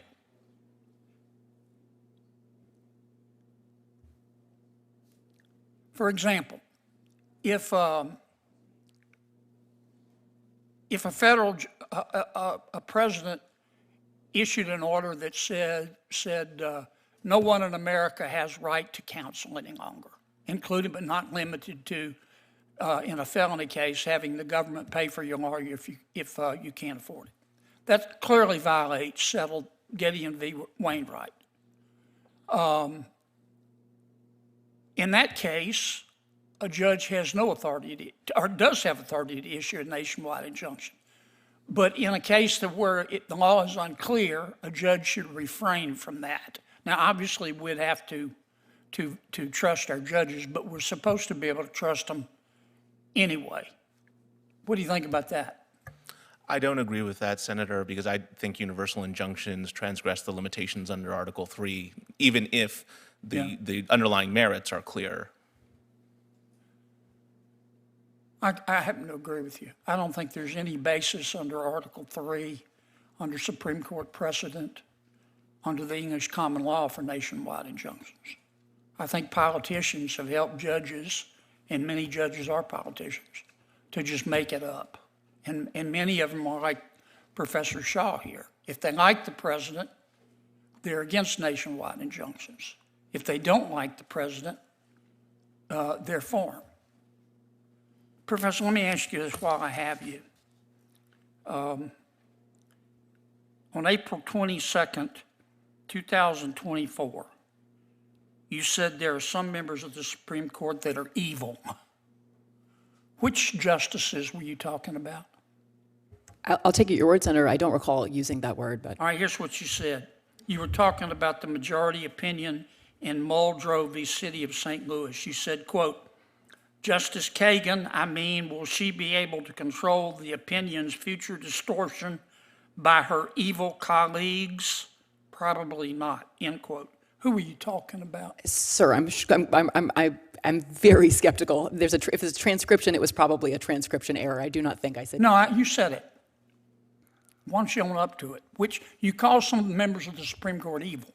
Now, which ones do you think are evil? I would have to refresh my recollection. I've been very critical You're of some embarrassed members of the that Supreme you made Court. that statement, aren't you? I'm You're an told, officer Senator, it of the doesn't sound court. like something that You know I what would I'm say. embarrassed at? That you're teaching our kids. I don't refer to Supreme Court justices as evil in did, the right here, in the classroom, on sir. your podcast, April 22nd, 2024. Okay, well, Big as Dallas. And you're an officer of the court, and you're here advising us to be respectful to federal judges, and you say they're evil members of the United States Supreme Court? Gag me with a spoon. You're part of what's the problem in all of this. Thank you, Senator Kennedy. Senator Durbin. So I'm going to give the panel members an opportunity to respond to a question posed by Justice Sotomayor during the oral arguments on the birthright citizenship bill. And she said, I'm paraphrasing, imagine a new president takes office and decides, because of the epidemic of gun violence in our country, to issue an executive order announcing that he will deploy the military to seize the guns of every gun owner across the country. That executive order would be swiftly challenged in a federal district court, or more likely in several district courts. Should a district court be allowed to issue a nationwide injunction to at least temporarily prevent the enforcement of that executive order? I'd like each of you to respond. Professor Blackman. I actually addressed that point in a blog post. We actually have history of someone in this country disarming everyone. His name was General Gage, and that was not fought with Rule 23. So your answer? I don't. If the president came to take everyone's gun in this country, I don't think the remedy would be in the courts. Professor Shaw?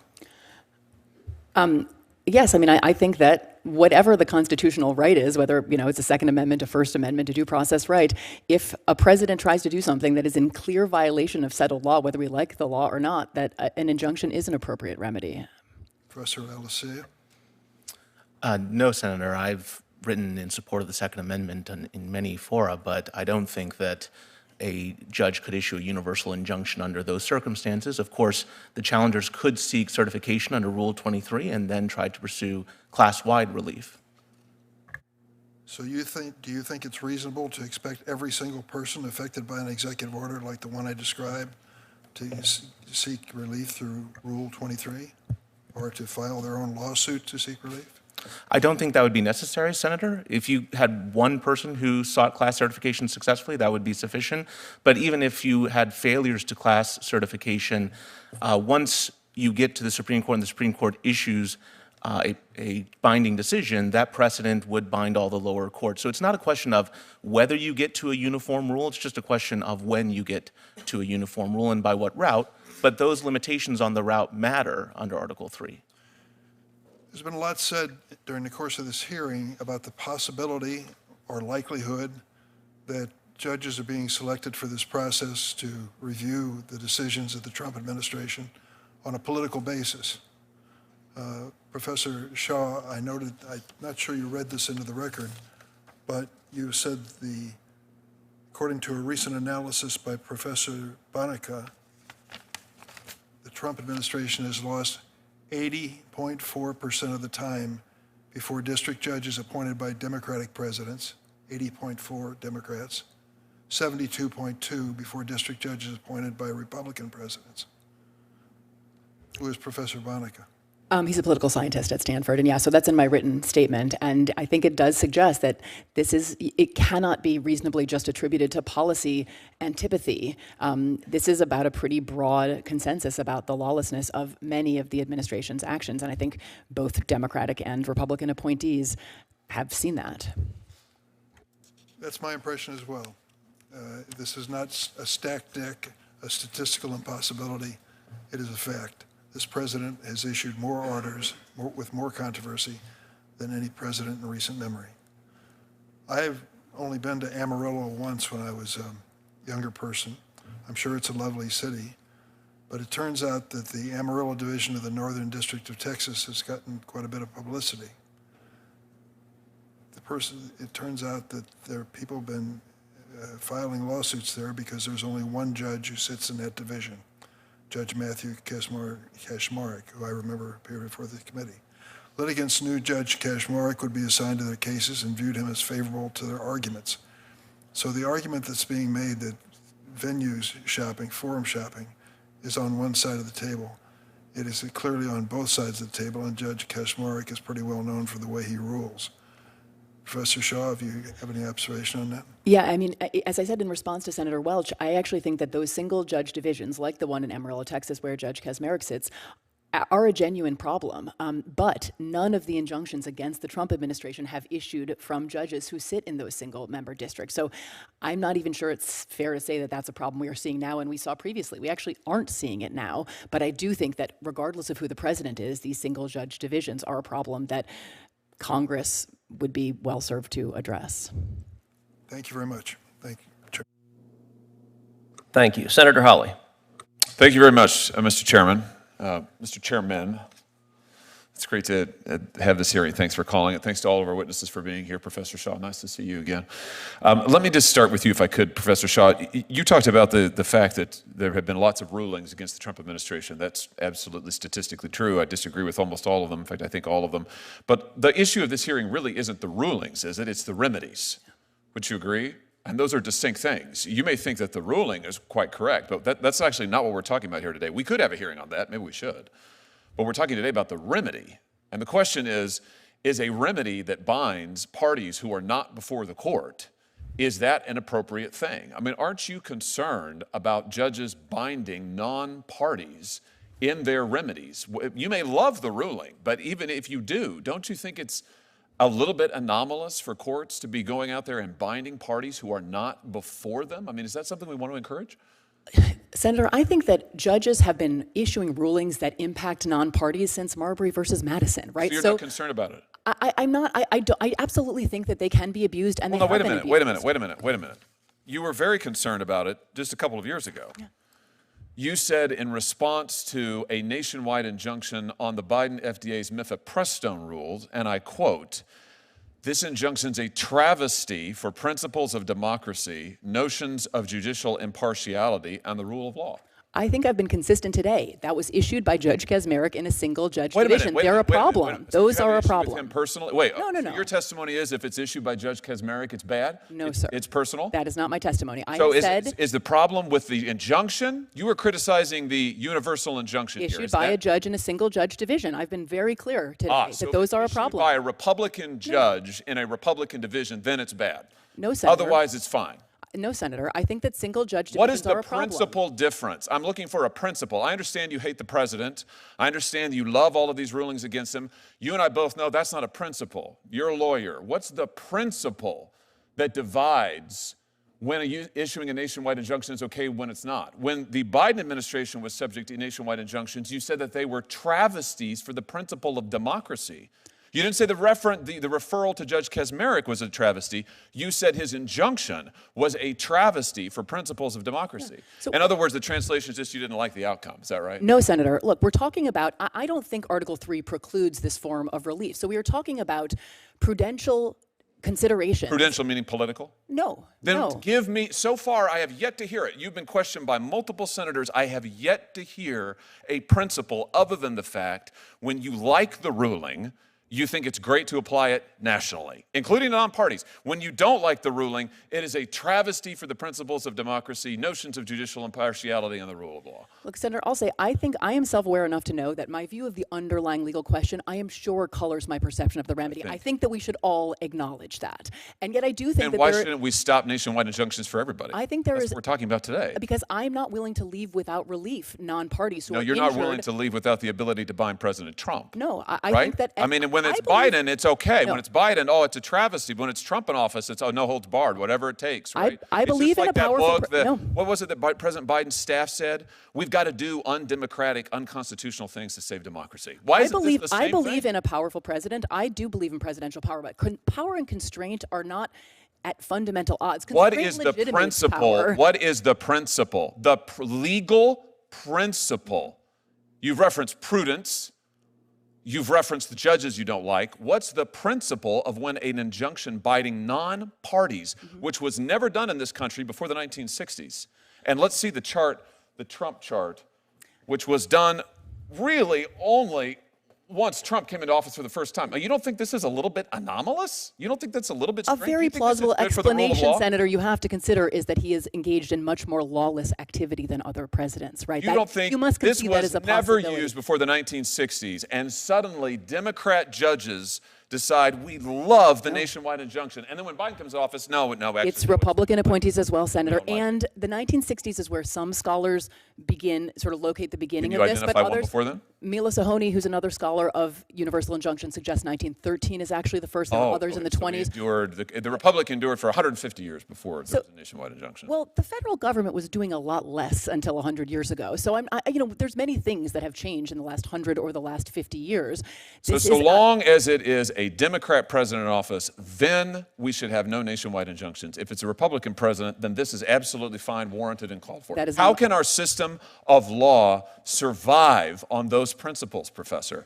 I think a system in which there are Is no that meaningful blind? constraints on the president is a very dangerous system That's of law. not what and I you am- thought when Joe Biden. That is not what you thought when I Joe think Biden was every president. president You is said that is constrained not what and you must be. said. You said it was Absolutely. a travesty for the principles of democracy, notions of judicial impartiality, and the rule of law. You also said Supreme when Court Joe Senator Biden agreed- was president. Wait a minute. agreed Wait a minute. 9-0 with me on you that also case, said to when be Joe clear. Biden was president, you said the idea that anyone would foreign shop to get a judge who would issue a nationwide injunction was just politicians, just judges looking like politicians in robes. Again, it threatened the underlying legal system. People just trying to get the result they wanted. It was a travesty for the rule of law. But you're fine with all of that if it's getting the result that you want. Sir, the Supreme Court agreed unanimously with me in that case, right? There was no standing. The case should never have been allowed to proceed. Wait, and the what combination of case? parties without standing and the single judge division. No. We're talking. No, they did not. They did not issue a ruling on the nationwide injunction. You criticized the injunction nationwide. Listen, Issued in a case we can where go no round one and had round on this. standing. Here's the thing. We've now gone 6 minutes, and Senator Kennedy had you for 6 or 7. You couldn't identify a single principled basis. We all know the truth here, which is it's not just you. It's most of my colleagues over here on this side of the aisle, who I respect a great deal, and they were raising very principled objections to the nationwide injunction just 6 months ago, maybe 9 now. And you're probably right. My point is that all that's changed in 9 months is the occupant of 1600 Pennsylvania Avenue. And I realize that my colleagues on this side of the aisle very much dislike that individual, and I realize that you think that the rulings that he has lost are fundamentally sound. We might grant all of that. I disagree with all of that, but we can put that to one side. The question we're talking about here is, should judges, single judges, district court judges, be able to bind non-parties who are not in front of them? And you used to say no, now you say yes.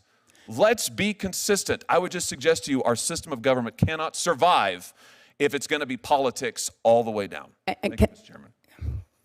Can I briefly respond? Sure. I mean, you invoked democracy a couple of times there, Senator.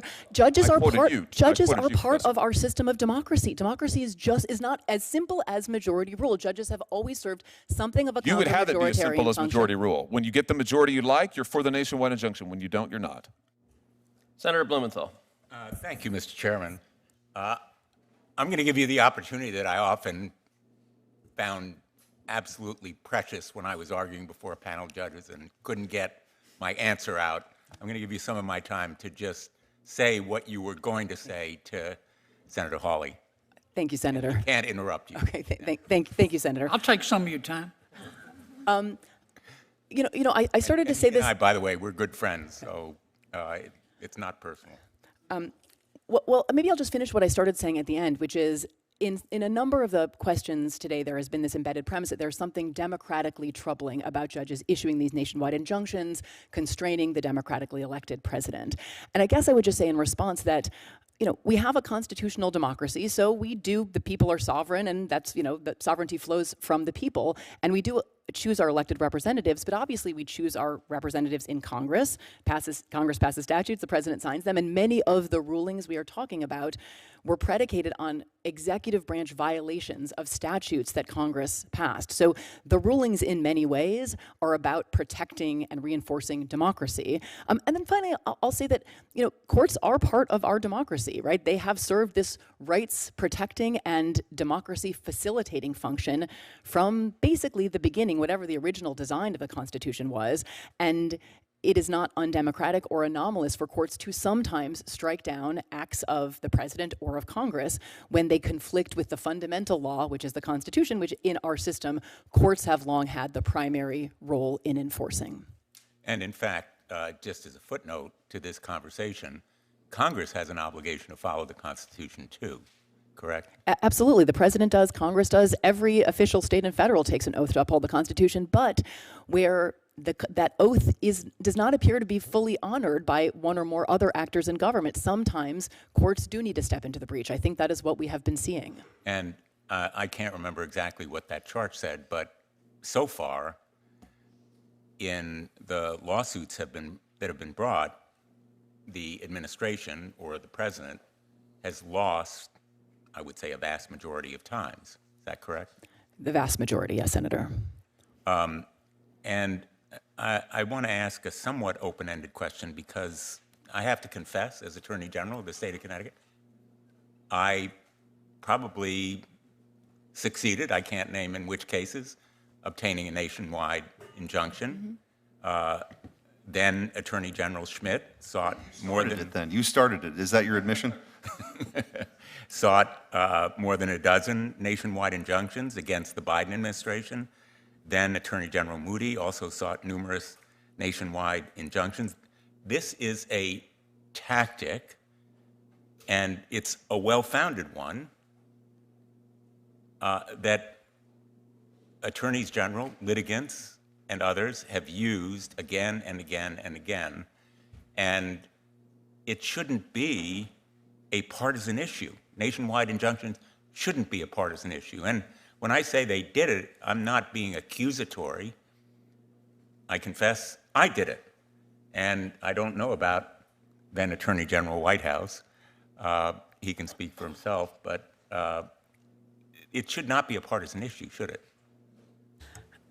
I agree that it shouldn't be, but of course, yes, it has been. I mean, I think that despite the somewhat heated exchange I was just having with Senator Hawley, I do think that we don't want judges to be sort of driving the train of policymaking, and there are absolutely, there may be points and there may be contexts in which it does feel as though some fundamental change to the way judges consider nationwide injunctions, how much there's some critique that the merits have become the entire analysis, and that there should be some prescriptions that are different about the kinds of harms that should be, the way harm should be evaluated or assessed. So I do think there are, again, back to the sort of prudential point, there are absolutely reforms that I think that there could be some. Just to take, and I apologize for interrupting, but I am running out of time. Yeah, sorry.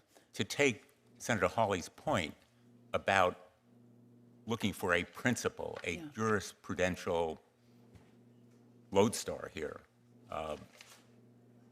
maybe we do need some refinement on a bipartisan basis to provide some guidelines to district court judges, some of whom come to work on their first day and are presented with litigation that determines whether or not kids get health care or whatever in parts of the country they've never visited, in towns they don't even know how to pronounce. Right. So, and whether that comes from a rule change, Supreme Court guidance, something legislative, I am not sure, but I think there could well be bipartisan consensus around clearer standards that guide judges asked to consider requests for nationwide injunctions. And that would probably increase the credibility of what courts do if they could point to standards that were not just personal preferences or whims or, perhaps subconscious political leanings. I agree with that, Senator. Thank you. Thanks, Mr. Chair. Thank you. Senator Blackburn. Thank you, Mr. Chairman.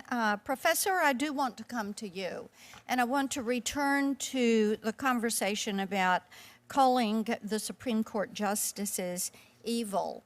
You host a podcast, correct? Yes, Senator. And that is called Strict Scrutiny, correct? Yes, Senator. Okay. You made those comments on your podcast. And Mr. Chairman, I would like to submit the recording of that podcast for the record. Without objection. Thank you, Mr. Chairman. In that podcast, you referenced, as Senator Kennedy said, to Justice Kagan an opinion, and you referred to the conservative justices as, and I'm quoting you, her evil colleagues. That is something you said on Strict Scrutiny in your podcast.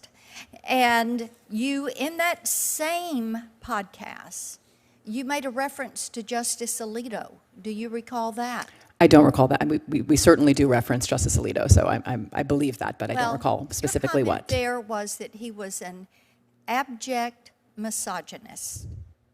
So, since this is your podcast that you hosted, and this was your opinion on that podcast, would you like to provide explanation about why you think conservative justices are evil and why you would think Justice Alito was a misogynist? Do you care to explain yourself? I would have to look at the transcript, Senator. I think that the dismissive approach to sex equality arguments in the Dobbs case was deeply concerning. One paragraph in the opinion suggests that there's no sex equality problem with abortion restrictions or prohibitions. I think that's deeply wrong. And in the more colloquial sort of mode of a podcast conversation, that is probably what I intended to convey, that he discounted very serious sex equality concerns. You were angry and you let your emotions get the best of you, is basically what you're saying. I don't think I'm saying that, Senator. I was having a conversation, and I am sure I was criticizing Justice Alito. We frequently do on my podcast. Okay. Would you call that lack of respect? As in the context of a podcast, we frequently, I will stipulate that we frequently demonstrate a lack of respect for writings of the Supreme Court justices. That is good to hear that from you, that you have that admission of guilt. So thank you for that. I've got a question for the entire panel. There was discussion about Section 1507 and protesting outside of judges' residences, justices' residence. And I've got a bill, the Protecting Our Supreme Court Justices Act, and it would deter intimidation of Supreme Court justices. And in the exchange Senator Cruz had earlier, he referenced that purposeful intimidation.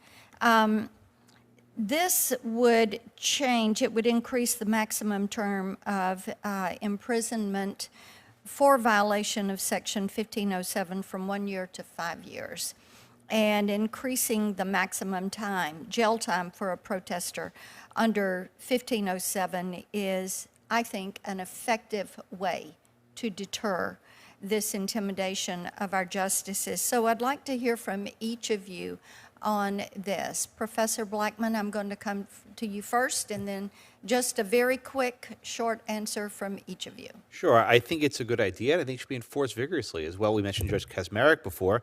He said several death threats against him. They resulted in plea bargains. So I think there's a serious problem that needs to be addressed with enforcement. Okay. Professor Shaw? You know, I think that any law that also touches protected First Amendment conduct would need to be scrutinized carefully, so I would need to take a look. I'm not prepared to take a position here. Outside of a... No, this is about protest outside of... Protests or... Intimidation. Okay, so violence, absolutely. I mean, if we're talking about increasing penalties for violence, I would absolutely support that, yes. Okay, great. Professor? I certainly think we need to carefully scrutinize the level of violence and the threats against Supreme Court justices and other judges, as we saw when there was a threat against Justice Kavanaugh's life, right, an attempted threat against him and his family. So it underscores the seriousness of the issue, and I think it's important for Congress to take a look at this. Thank you. Thank you, Mr. Chairman. Thank you. Senator Hirono. Thank you, Mr. Chairman. I kept hearing one of my colleagues accusing you, Professor Shaw, of disliking nationwide injunctions only when it is applied to Democratic presidents. He tries so many times. That is not what you said. That is certainly not what I heard. What I heard you say was in those instances where there's a single judge in a district, that can lead to foreign shopping, judge shopping, which is exactly what happened in Amarillo, Texas. And you said that is something that Congress could address. I think that is a fairer depiction of what you testified to. Is that correct? Thank you, Senator. Yeah, that was in my written testimony, and I think that I did confirm it today. So I had introduced a bill to Stop Judge Shopping Act, which would require suits seeking nationwide relief against the enforcement of federal law to be filed in the D.C. District Court. And I explained at the time that I introduced the bill that this court, quote, hears the large majority of cases involving challenges to federal agency action, and its judges are experts at deciding these cases impartially, end quote. That is one of the ways that we can address the issue of foreign or judge shopping, which you did address once again today. Correct? Yes, Senator. Yeah, I wish we could take that bill up. So, this attempt of my colleagues to continually attack the Democrats as somehow not wanting judges who decide cases based on objective facts, application of the law, as opposed to having some kind of ideological axe to grind, is really more something that they have a problem with, apparently, than anything that we Democrats stand for. Once again, Professor Shaw, there was a suggestion today that case assignments in D.C. is happening in a way that is statistically impossible. And I think this only serves to point out that maybe the person who made this allegation doesn't have enough awareness of statistics or hasn't read the rules in the way cases are assigned in D.C. Do you have any response to the allegation that someone is stacking the decks against the Trump administration in this court, in the D.C. District Court? Right, Senator. So I've heard both that critique that Judge Boasberg is getting a disproportionate share of the cases and also the kind of opposite critique that the motions panels in the D.C. Circuit have been more favorable to the Trump administration than random chance would produce. Statistically unlikely events do sometimes occur, and I think it very unlikely that there is anything untoward resulting in the assignments either at the district court or the Court of Appeals level here in D.C.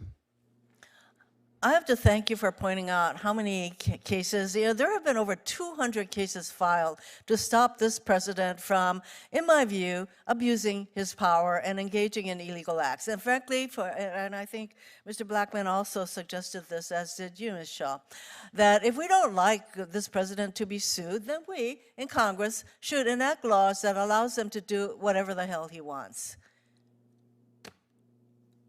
So why don't we let him ignore the appropriations of this Congress? Why don't we let him stop certain grants from being issued? Why don't we let him go after Harvard and any other school that he doesn't like? Why don't we let him go after law firms that take positions that he doesn't like? Why don't we let him do that if we don't want him to get sued?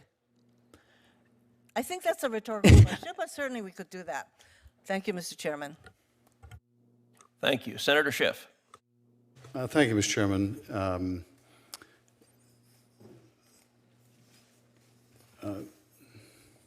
Ms. Shaw, I wanted to ask you about some of the threats we're seeing on the judiciary, but let me preface it by quoting the president, who has called federal judges who rule against him communists. He's called them lunatics. He's called them monsters. He has said that they hate the United States. Of course, he called for the impeachment of Judge Boasberg, said the court system is radicalized and incompetent. His advisor, Stephen Miller, has threatened to suspend the writ of habeas corpus if judges essentially don't fall in line. And as a result, we're seeing judges' lives threatened and their family members' lives threatened. let me start with a threshold question in terms of a president making these personal attacks on judges for ruling against him, or the policies against the policies of the administration.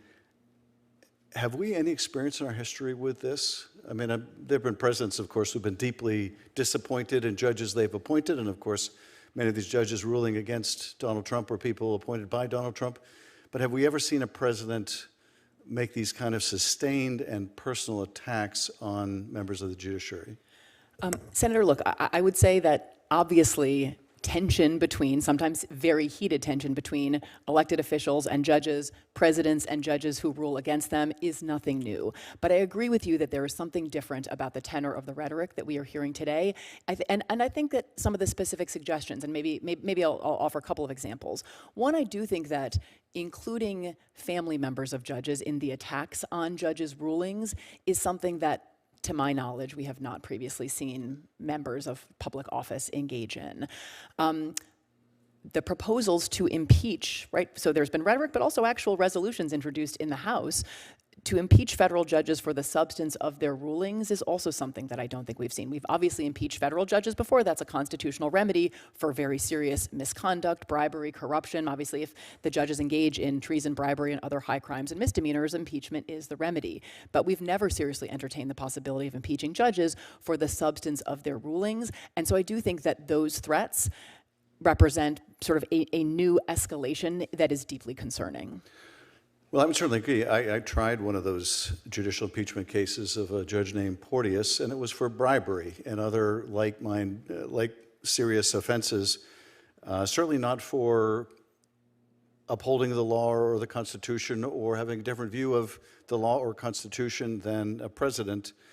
In terms of the family members, it's not just the president's criticism, but at least while he was serving as a special employee, Elon Musk was pushing out these threats against members of the Judge Boasberg's family, I think tweeting out or retweeting content identifying who the children are or where they work. And that is just amplifying the danger to these family members. Tell us a little bit about this phenomenon now of people sending pizzas to judges and the implicit threat in that. Well, I mean, I think it's this is also something that I don't think we've seen before, right? There is clearly some kind of coordinated effort to seek to intimidate federal judges and their families by sending pizzas, communicating the message that their residence, their addresses are known, and some of the pizzas bear the name of the murdered son of District Judge Esther Salas from New Jersey. And the message there, I think, is a very clear one of very serious threat, and I think judges are taking that threat, and the marshals are as well, from the reporting that we've seen, very seriously. And last question, if you could help Professor put this in the broader context for us, because this attack on judges and the judiciary isn't happening in isolation. We've seen the president now turn on Leonard Leo because these ultra-conservative Federalist Society-approved judges are not proving too right-wing enough for the president. But this comes in the context of the administration also going after law firms. It seems very much a part of a concerted effort to attack the rule of law and using the law to defend people's rights. Tell us a little bit about the broader context. I do think that attacks on judges and attacks on law firms are of a piece. They seem designed to seek to neutralize sources of countervailing authority and opposition to this administration. And if law firms can't take on unpopular causes because they are scared to run afoul of the president, and if judges are scared to rule against the president, then we really have lost any meaningful check on a president. And as I said in my opening remarks, I think if the Constitution is committed to a single principle, it is limits on power, right? No absolute power. And I worry that we are on a path toward few, if any, meaningful limits on the president. Thank you for your testimony today and for speaking truth to power. Thank you. Thank you, Senator Schiff. I will also note that when it comes to rhetoric against judges, that it was Democratic leader Chuck Schumer who stood on the steps of the Supreme Court and threatened the justices by name.